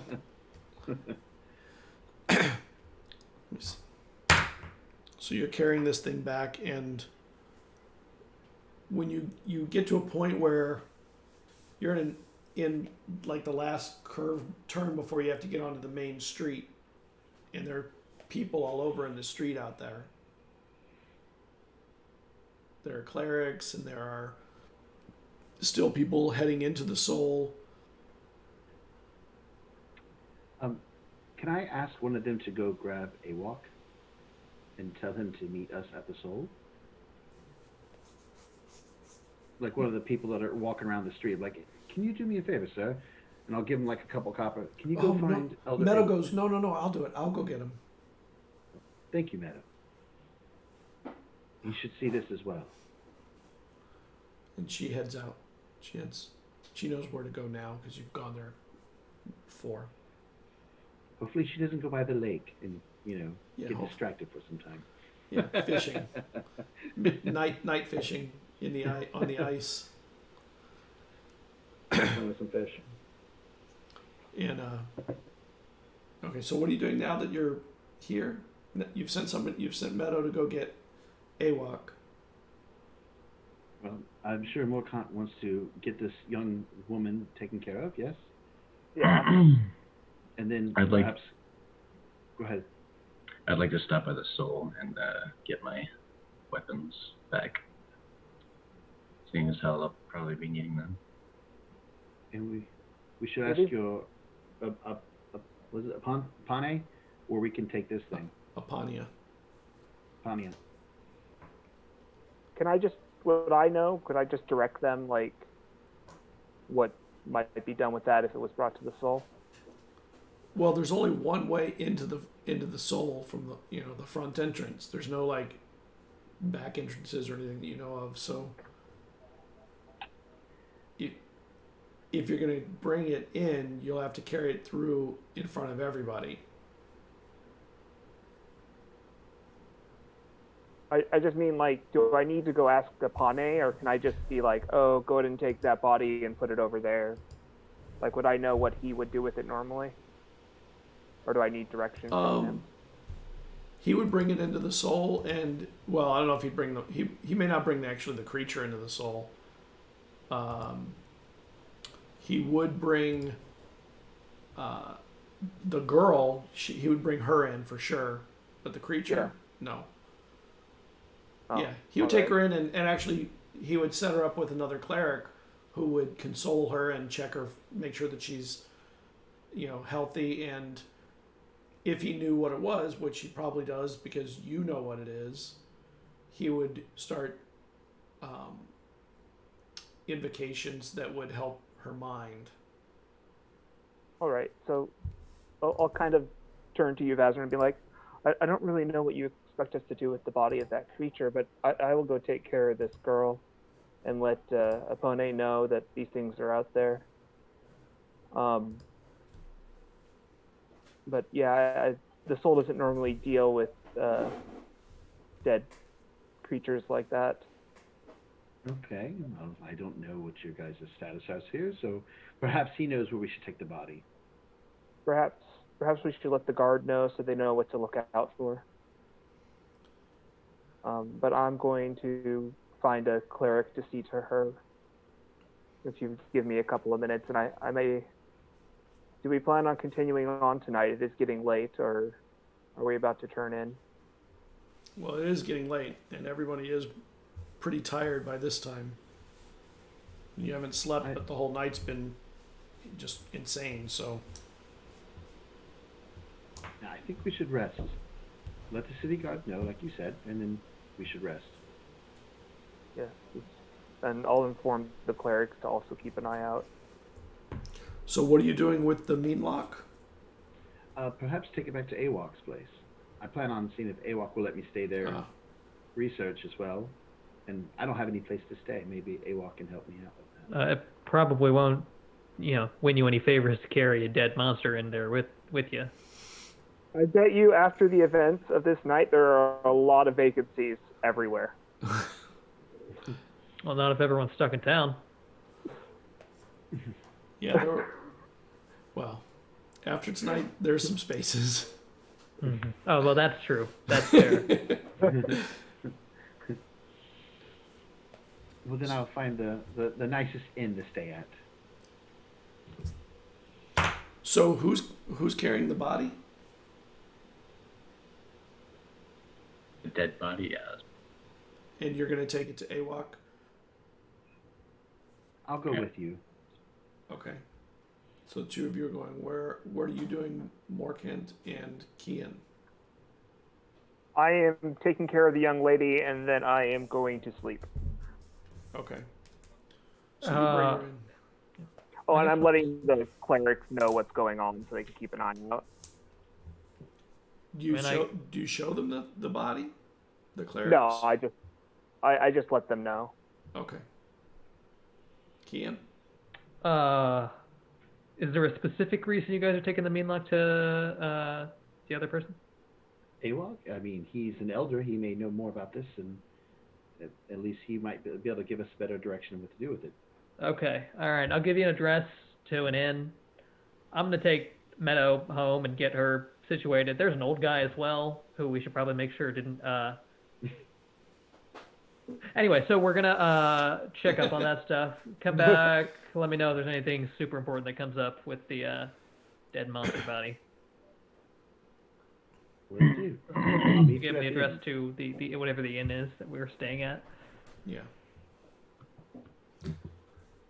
So the two of you head over to Awok's, and about 2/3 of the way there, you see Meadow coming back with Awok. And he sees you carrying this thing. What is that thing? I was hoping you would be able to tell us. If my knowledge is correct, it's a mean lock, but I've never seen one. I was hoping with your knowledge and your years on this island, you might know better. I have never seen one, but I've heard of them. You're sure that that's what this is? It was attacking a girl. She's fine now, but thanks to Kian's archery skills and this one's axe skills, it is now no more.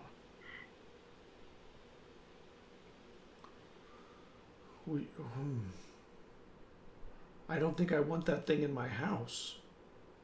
Well, where should we take it? This thing is something that should be looked at by somebody who may know, so that way people know what to look for.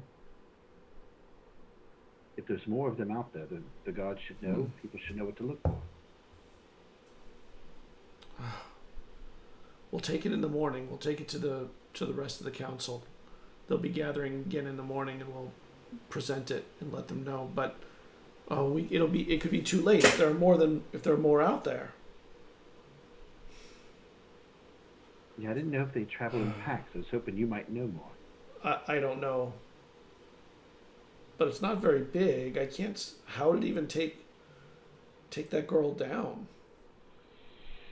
From what I know, they do stuff with the mind, and then I think they take people, they lure them. She seemed to be in a paralyzed state, so perhaps it has a way to paralyze its victims, ensuring they can't fight back and flee. That I don't know, though. We shouldn't let this sit until morning, and I don't want that in my home. I think we should take it maybe to the Soul and let Epania know about it and deal with it. What about the people inside the Soul? Perhaps that might cause more panic. We could bring him outside if we need to. You're the elder. I'll follow your lead. The other elders are all scattered to the wind at the moment. They're doing things all over the town. That's the only other person that would be in one place that we would know where he is.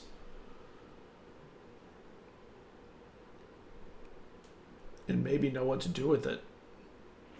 I mean, listen, I know a great restaurant a couple blocks down with an ice box if you need to keep it overnight. I don't know what more. I mean, it's not like we can go around town playing rat catcher at the moment.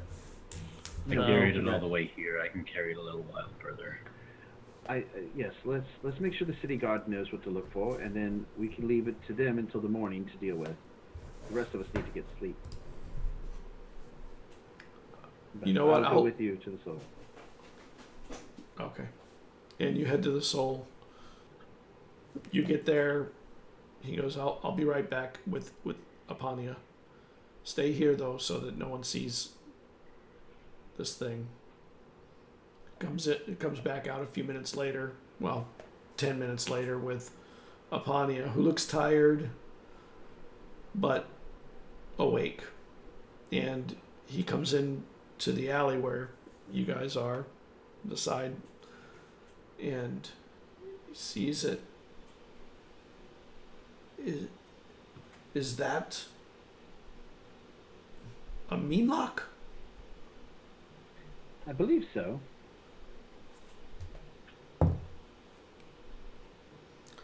That would explain a lot of the things that happened in the morn after the festival. Although, did you see any others? I did not. Oh. Did you, Eslov? Saw just this one. Do they travel in packs, or do they usually work alone? I've heard that they sometimes travel alone and sometimes travel with one or more others. I guess we would know if people are still panicked, then there's probably more out there. If people seem to be relieved now, then I'm assuming this would be the last one. Or the only one. Yes. This would explain the panicking by people. I believe Kian said he encountered something similar to what everybody was going through on his way here. Perhaps it followed his train to the city, but why would it? With this many people there, it's bound to get caught unless it knew something was up. Victims? Maybe it needs victims. Needs to feed like the rest of us, I suppose.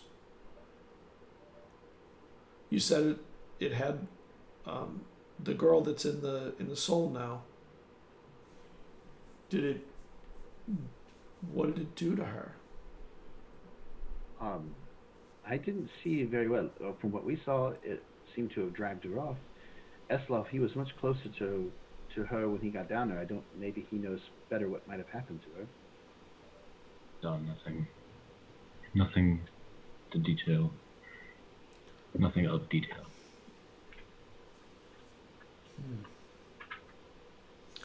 Here, let's take it to. I don't want to bring it in through the doors and let everyone see this thing. Yes, I thought it would be unwise. I'll get a guard. We'll leave it here till the morning. We'll have it watched. I'll bring something to throw over it. I don't wish it to be left alone either. I want to make sure that it doesn't disappear. If there are more, I don't want it to be taken, or whatever they would do with it. He comes back a few minutes later with a guard and a heavy fur blanket. Cover it. Guard, you're to stay here and guard that. You're not to look under there. You hear? You understand me? Yes, Apania. And he heads back in. Thank you. We'll when we're with the council again in the morning, maybe we'll bring it to them. Then inside, we'll have to figure out how to show them. All right. Eslov, with this business done for the night, do you plan to stay here, or would you like to come and stay in the tavern? I'll cover your expenses if you need. Thanks for a second. Well, I've never stayed in a tavern before. Seems That's worthwhile. I'll even buy you a drink. I'll even buy you your first drink there. I bet I can outdrink you. You probably could. You're much larger, and you definitely have a more constitution probably for it than I do, but I will try if you wish. It's a bet then. And then I'll go to get his stuff. So I guess there are a bunch of taverns around here. Many of them for the festival were closed because they had all their ales and liquors out for the festival. The inns are in many cases reopened just from what happened last night. And there are people, when you go in there, people sleeping in chairs. There are people who have gone upstairs, but it's a night that everyone is sleeping uncomfortably through. You get in there, a lot of people who are drinking and drinking to get drunk, not drinking to enjoy a drink. You know, you can tell that there are people who are shaken. Is Kian in there drinking? Is he one of those individuals, or did he go and sleep? Kian, are you drinking or did you go to sleep? Assuming I set up Meadow in her room along with, I forget the old guy's name, but... Mr. Holly. Mr. Holly, right. Assuming they're set up, sure, yeah. Why the hell not? So, yes, Kian's down there drinking. Kian, Contemplating. Oh, you gotta be kidding me. Hell, hi. barkeep. 3 of what he's having. 1 for him and 1 for me and Dragonborn. All right, friend that puts it back in my good graces. Yeah, sure. You find anything I'll buy the interesting? next round. Yeah. here. They went away until morning. Awok obviously did not want the creature at his house. I feel like I told you this. No, you did. But where else were we supposed to take it? I didn't want to take it directly into the soul. Mm-hmm. Apane saw it, and he called for a guard to watch over the creature. We plan to deal with it in the morning. So, and our Dragonborn friend here believes that he can outdrink you. I think I said that about you, but Yes, I'll and I challenge agree. anyone. I agree, but I'm curious if Kian can keep up with you as well. No, I'm confident in my own skill. I don't feel the need to prove it. Sometimes some challenges are so easy they're not even worth considering. You say that in character? Yeah. It's all just a bit of fun. I mean, listen, if you're buying, Indeed I am. sure.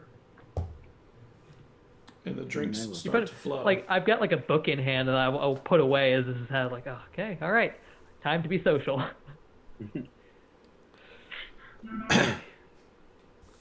And this night was messed up.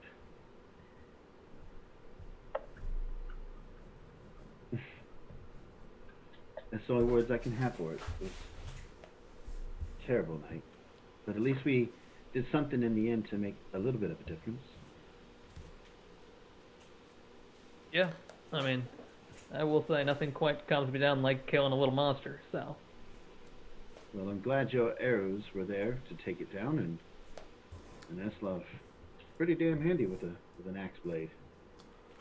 Arrows. I don't know if you even saw me kill it or finish out with the axe. All you saw was the breath weapon, I think. No, I was watching you as you walked over to it to make sure it was dead.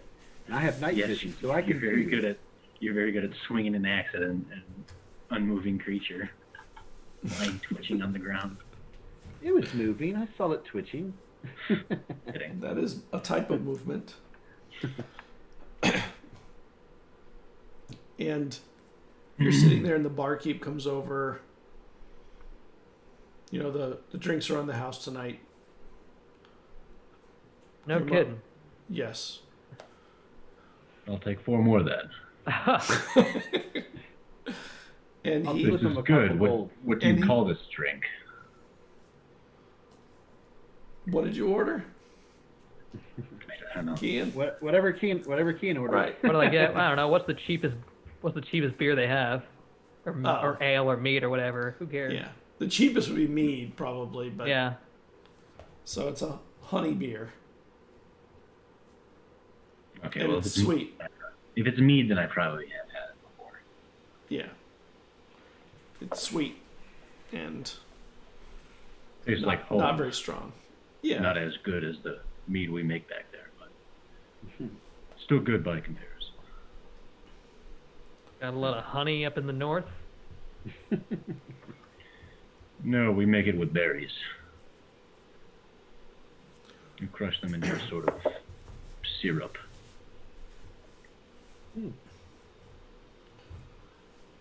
Huh. I'd love to taste one of your berry brew. And while you're sitting there, you realize that in some places in here you hear crying over there. It's really kind of a downer place to be because you can, people have lost people. So all night you can hear anywhere you go where there are people and particularly alcohol, there's some crying going on. I don't know. I was gonna say I'll use prestidigitation to play some soft music. Nothing like upbeat, but something Sad violin. No, not sad. Like just kind of like peaceful, trying to Sad violin. Yeah, the smallest violin in the world. But not necessarily upbeat like yay, but nothing like too sad either. Somewhere like in the middle, just to kind of give some type of feeling to the situation, but maybe bring them out a little bit of the depression. And I'll just keep casting prestidigitation to keep that going. And I think minor illusion does that for you for a minute. Yeah. Wow. Yeah, minor illusion, that could work. You create a sound. I'll do it with the minor illusion. Either one works. But I think, you're right, it does it for like a minute. Oh no, the presentation lasts for an hour. So. Sound? Yeah, it says you can create an instantaneous harmless sensory effect such as sparks or puff of wind, faint musical notes. So. I don't know if musical notes counts as an entire orchestrated piece, right? Yeah. I wasn't doing orchestra. I said just some light music. Between the two cantrips, he makes that happen. Yeah, God. Let's just nitpick me, why don't we? I'm trying to give people a little bit of something to enjoy here. I do recall in the PDF, we are using the rule of cool, so I suppose I can't say anything. And Vesrin, while you're arguing with your friends about the potency of your cantrips, it's the best I got, gentlemen. Come on. You see that there's somebody looking over here at you from across the inn, but very definitely staring this way. Am I drunk at this point? You've been drinking. Do any of you know that individual over there? How strong is this mead compared to the stuff I've had? Probably a little weaker. Okay, so I think it's safe to say that I might be a little buzzed at this point. Yeah, but you're capable. You could totally drive home. Drive the carriage. Drive the carriage home. I'll look at the person closer. Have I ever seen this individual before? Like one of my brother's people or somebody that I know from my village, perhaps? Maybe a wisdom check? I'm sorry. Straight wisdom? Yeah, straight wisdom. Straight wisdom? Yeah. Right. Have I ever seen this person? 14? No, not really. Weird You haven't, question. Eslav. Actually, Eslav, you might have seen them. You might have seen them before the festival You did see them. They were near the in the festival circle. Do any of you know that individual over there? They seem to be looking either at me or at us. Kian, I do you saw look? them earlier. Yeah, sure. Festival. Maybe they think you're cute. It's Caswalon, which was one of the elven scouts. Hmm.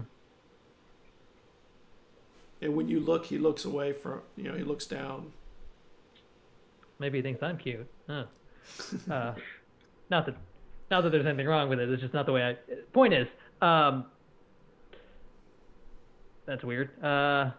Yeah, we don't have the best of relationships. But,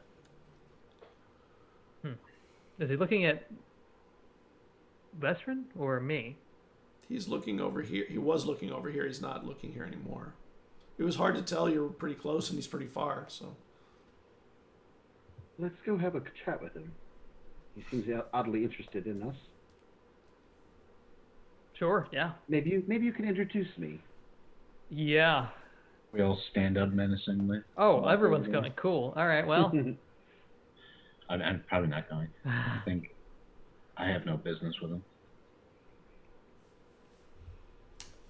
And when you start heading over, his eyes widen a little bit, and he looks a little nervous. Hey there, buddy. Can I help you? Couldn't help notice you're giving us the old eyes. Now, I'm trying to figure out what you are. Who? I haven't met you yet. I'm Vesper. Not you. Kian.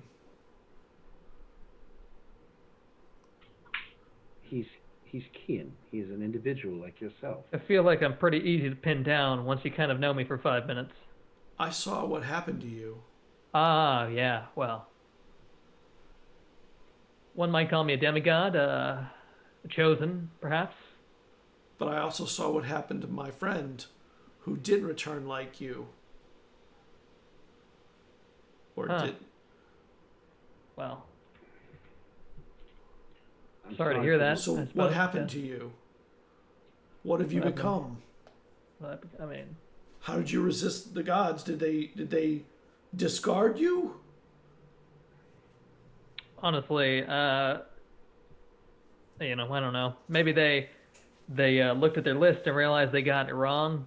Sent me back about half a second after they took me. Wouldn't surprise me. I'm not like I've done anything to endear myself to them. I'll step in. We spoke with the elders, and they're under the assumption that perhaps he has a greater calling here, that the gods have spared him for something greater. I'm obviously lying if you want me to roll for that. I'm trying to... I don't want them to... I see where this might go, and I don't want it to go that way. Fear, panic, turn the crowd against you. So are you still a human? Yeah, best I can tell. I'll let you know if anything changes. So what did you see in your moment of heavenly bliss? Not a whole lot.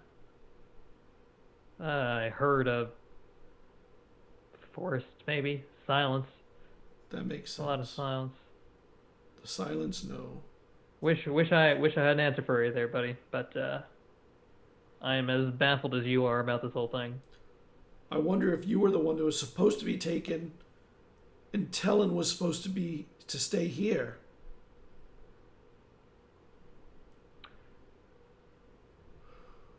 And you can tell he's got a lot of drinks in front of him. Yeah. Don't you, or isn't this you believe that they're taking you up to be chosen by the gods for something? That's a good thing for him, isn't it?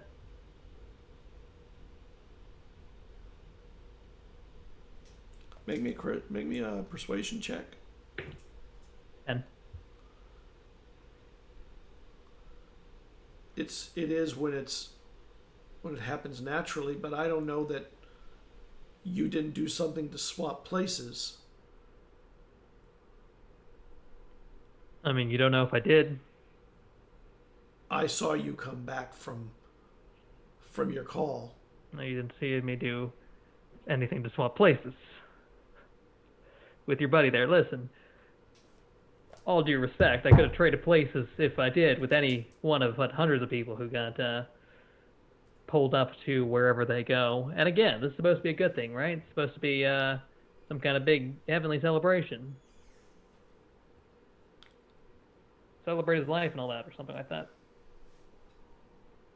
It was very genuine. It was so genuine.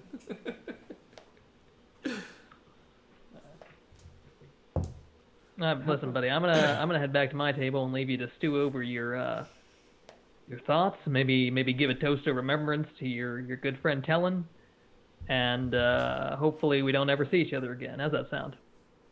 Oh, we'll see each other again. Okay. Well. Yikes. I'm sorry. Are you threatening my friend here? Are you his bodyguard? No, Should it work the other way? You're the nobility, right? Can I hear this? Yeah. I'm his bodyguard. Okay. I'll stand up. Yeah, I'm not threatening him. I feel like we should make clear I am not in need of a bodyguard. I was kidding, No. by the way. I am No, no one's but- bodyguard, but I am glad you are not threatening him. No, but if he's insinuating something foul shall befall Yeah. you, that is not okay. We're in the same profession. We will see each other in different cities all the time. I would like to see if that's what he means by that. I don't wanna say- Okay. I hate when people say insight checks. I had to correct myself. Go ahead, make an insight check. Cheap insight checks. 10, 11, 12, 13. Oh, you guys typo. That's my favorite kind of check to That is my favorite kind. make. I always give myself proficiency. You can't really tell. It seems like it could be true. If it's true, that is the case. I'll, But you It know, does. It I'll does turn to not the really- bartender. I'll turn to the bartender and I'll tell him, get this man, Kian, myself, and our Outlander friend here, Eslov, your best drink, and I will pay for those, okay. so we can pay tribute to his friend who has ascended. Are you still at the table with him? Yes, I am. I'm looking at him, and I make sure he gets his drink. Okay. Drinks come. He doesn't say anything while he sits and waits. He seems to kind of be in a drunken brooding. Yeah. What should we toast about your friend? He knew so much. He had 4 lifetimes on key in there.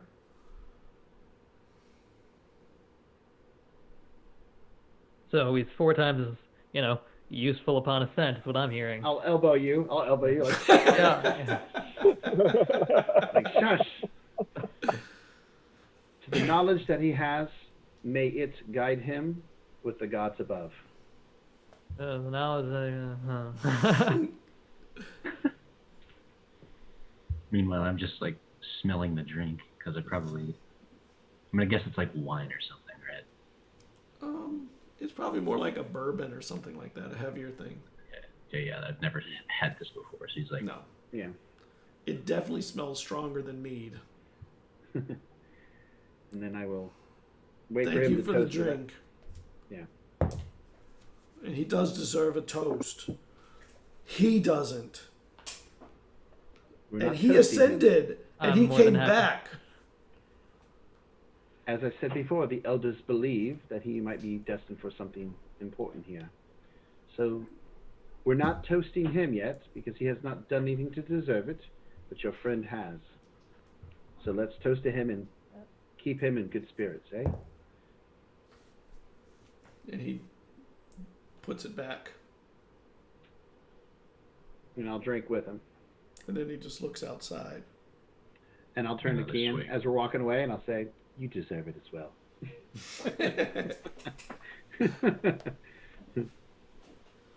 I don't like this. You don't have to like it, but we need to keep the peace. We don't need somebody trying to make trouble for you or anybody else here. Oh, yeah, no, that was fine. That was a very clever maneuver. I don't like the chumminess that we're getting here. Well, I'm sorry. Thanks, though. Well, you don't usually mind chumminess when someone else is buying. It's when it inverts that it's not such a good chumminess. Anyway, that's all I got. I'll head to bed soon. That'll be it for me. I'll write a couple letters before I go to bed, and then I'll also rest and do my spells and everything. Okay. we Everyone sit at the goes, bar takes their and think leave, for a while. and you sit at the bar for a while, and that guy stays for a long time. He can hold his liquor, that's for sure. Everyone else has gone up to bed. It's just you, and as the night wears on, the place clears out except you and him. I'm still having more of this weird bourbon drink or whatever. It's Yeah, kind of you're- growing on me. Yeah, it's growing I on like you. the tingle. Yeah. And after a while, you hear him start to walk. Does he look like he's okay to walk? Is he too intoxicated to actually No, make it out the door? He can walk, and then he turns and he comes back to you, and he sits with you right next to you, and he looks at you for a moment. Look back at him as they sit. You know, your friend, he's a better tracker than I should have given him credit for. But I don't think you should trust him.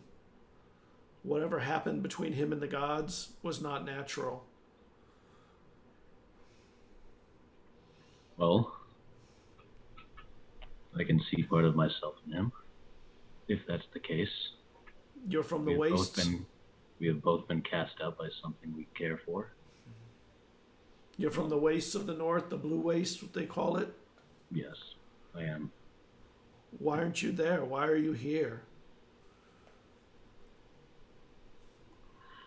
It's a long story. You know the season is the ocean is starting to freeze up soon, and you'll be stuck here the whole season. I'm going back the whole there winter. anytime soon.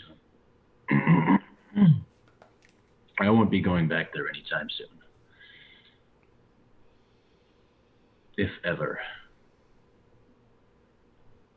It's not my home anymore.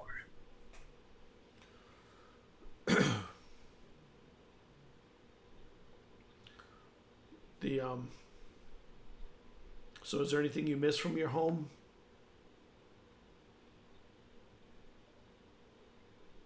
Everything.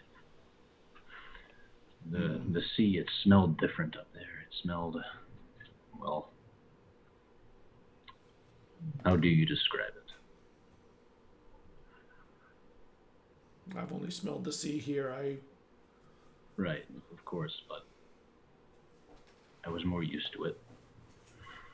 It was colder. It's too warm here.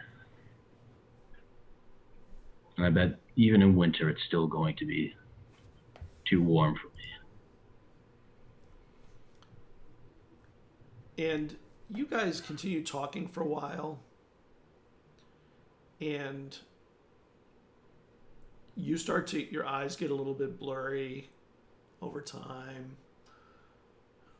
And you start to get that that drunken fading in your eyes, or you're peeling your eyes open to stay there. You take another drink, and after a while, you remember something. You kind of remember vaguely this time when you were a child, very young. You don't even really know how old. Old enough to walk and do things, but young. And you remember this crone that came to your village every now and then. You've only seen her maybe twice. And she would always come and give fortunes, tell fortunes. And she would roll these bones that were carved, sort of like the white of the buttons and of the pouch pieces. And in your mind, you kind of remember seeing her rolling these things, and there were symbols carved into them. And she would look at the symbols and tell things about what was going to happen. And you kind of are fading in and out, and you remember her saying something to your mother. He has a path I can't see, or something like that. Like, normally they were always talk about how they could see everything. Like, they could see the future of everybody. She said the mouth of that path is littered with white bones, smooth bones, carved bones. I'm sure it won't be easy, but he's strong of will, and his calm demeanor may find him another family in a land where they will serve him better. He's drawn to the sea, and none of you can weaken that call. And you remember, as your eyes get blurry, that one of the symbols on two of the dice, the bones, are symbols that are on your back. And you think they were ones that you saw on the post, or that they had made rubbings of on the post. And your eyes widen for a moment, and you look to the side, and the guy is not there anymore. And it's just the bartender. He says, "Are you okay?" And I'm fine. Just make me a Constitution save. the save, right? Yes. Time to heave. 17. Okay. You think you're about to pass out, and you Okay. hold your eyes open. Is there anything left in my glass? No. Okay. Maybe there's a little bit left. I'll throw the rest of it back, and then I'll make my way upstairs to go to bed. I'll thank the bartender. And that's where we'll break.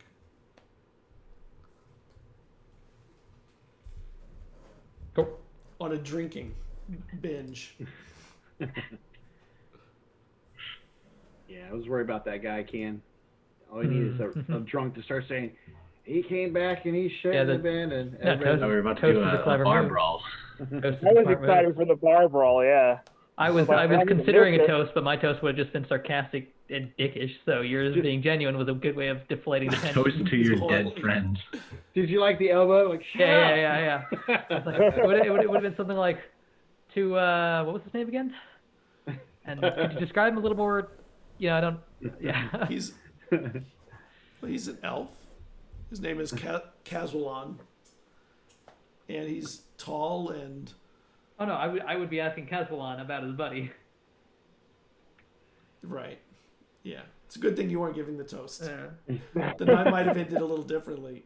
It still would have ended the same in one way. You probably would have all ganged up and beat him up, but it wouldn't have ended quite the same.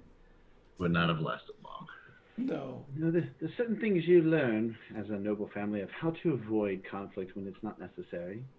So, Like when you don't have your army or yes, your navy. yes. I must have missed that lesson when I was out learning to survive on the road, huh? Yes, it happens occasionally. Not everybody can get those lessons. But I'm here to teach you now. Yeah. Yippee. I don't even know what war is. That's true. You don't. You don't have It's where you wars. kill shit. We have like disagreements, but whatever kills each Thank you, everybody. We'll see you next time, 8:30 on Saturdays. Don't forget to go and buy the Tome of Arcane Philosophy and Children of Tiamat. And what was the new thing?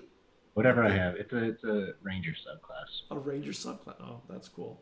Rangers need some cool. help. They Rangers do. need help. You do And you really gave know. them. And You they're gave such them an some. awesome class, concept-wise. Yeah, All right. for sure. Thank you, everybody. Good night. We'll see you next time. Thank you. I Bye. I wanted to drink with Morcant. Morcant doesn't drink. No, he will tonight. No, I'm just kidding. Peer pressure. Ian, slip some shit in his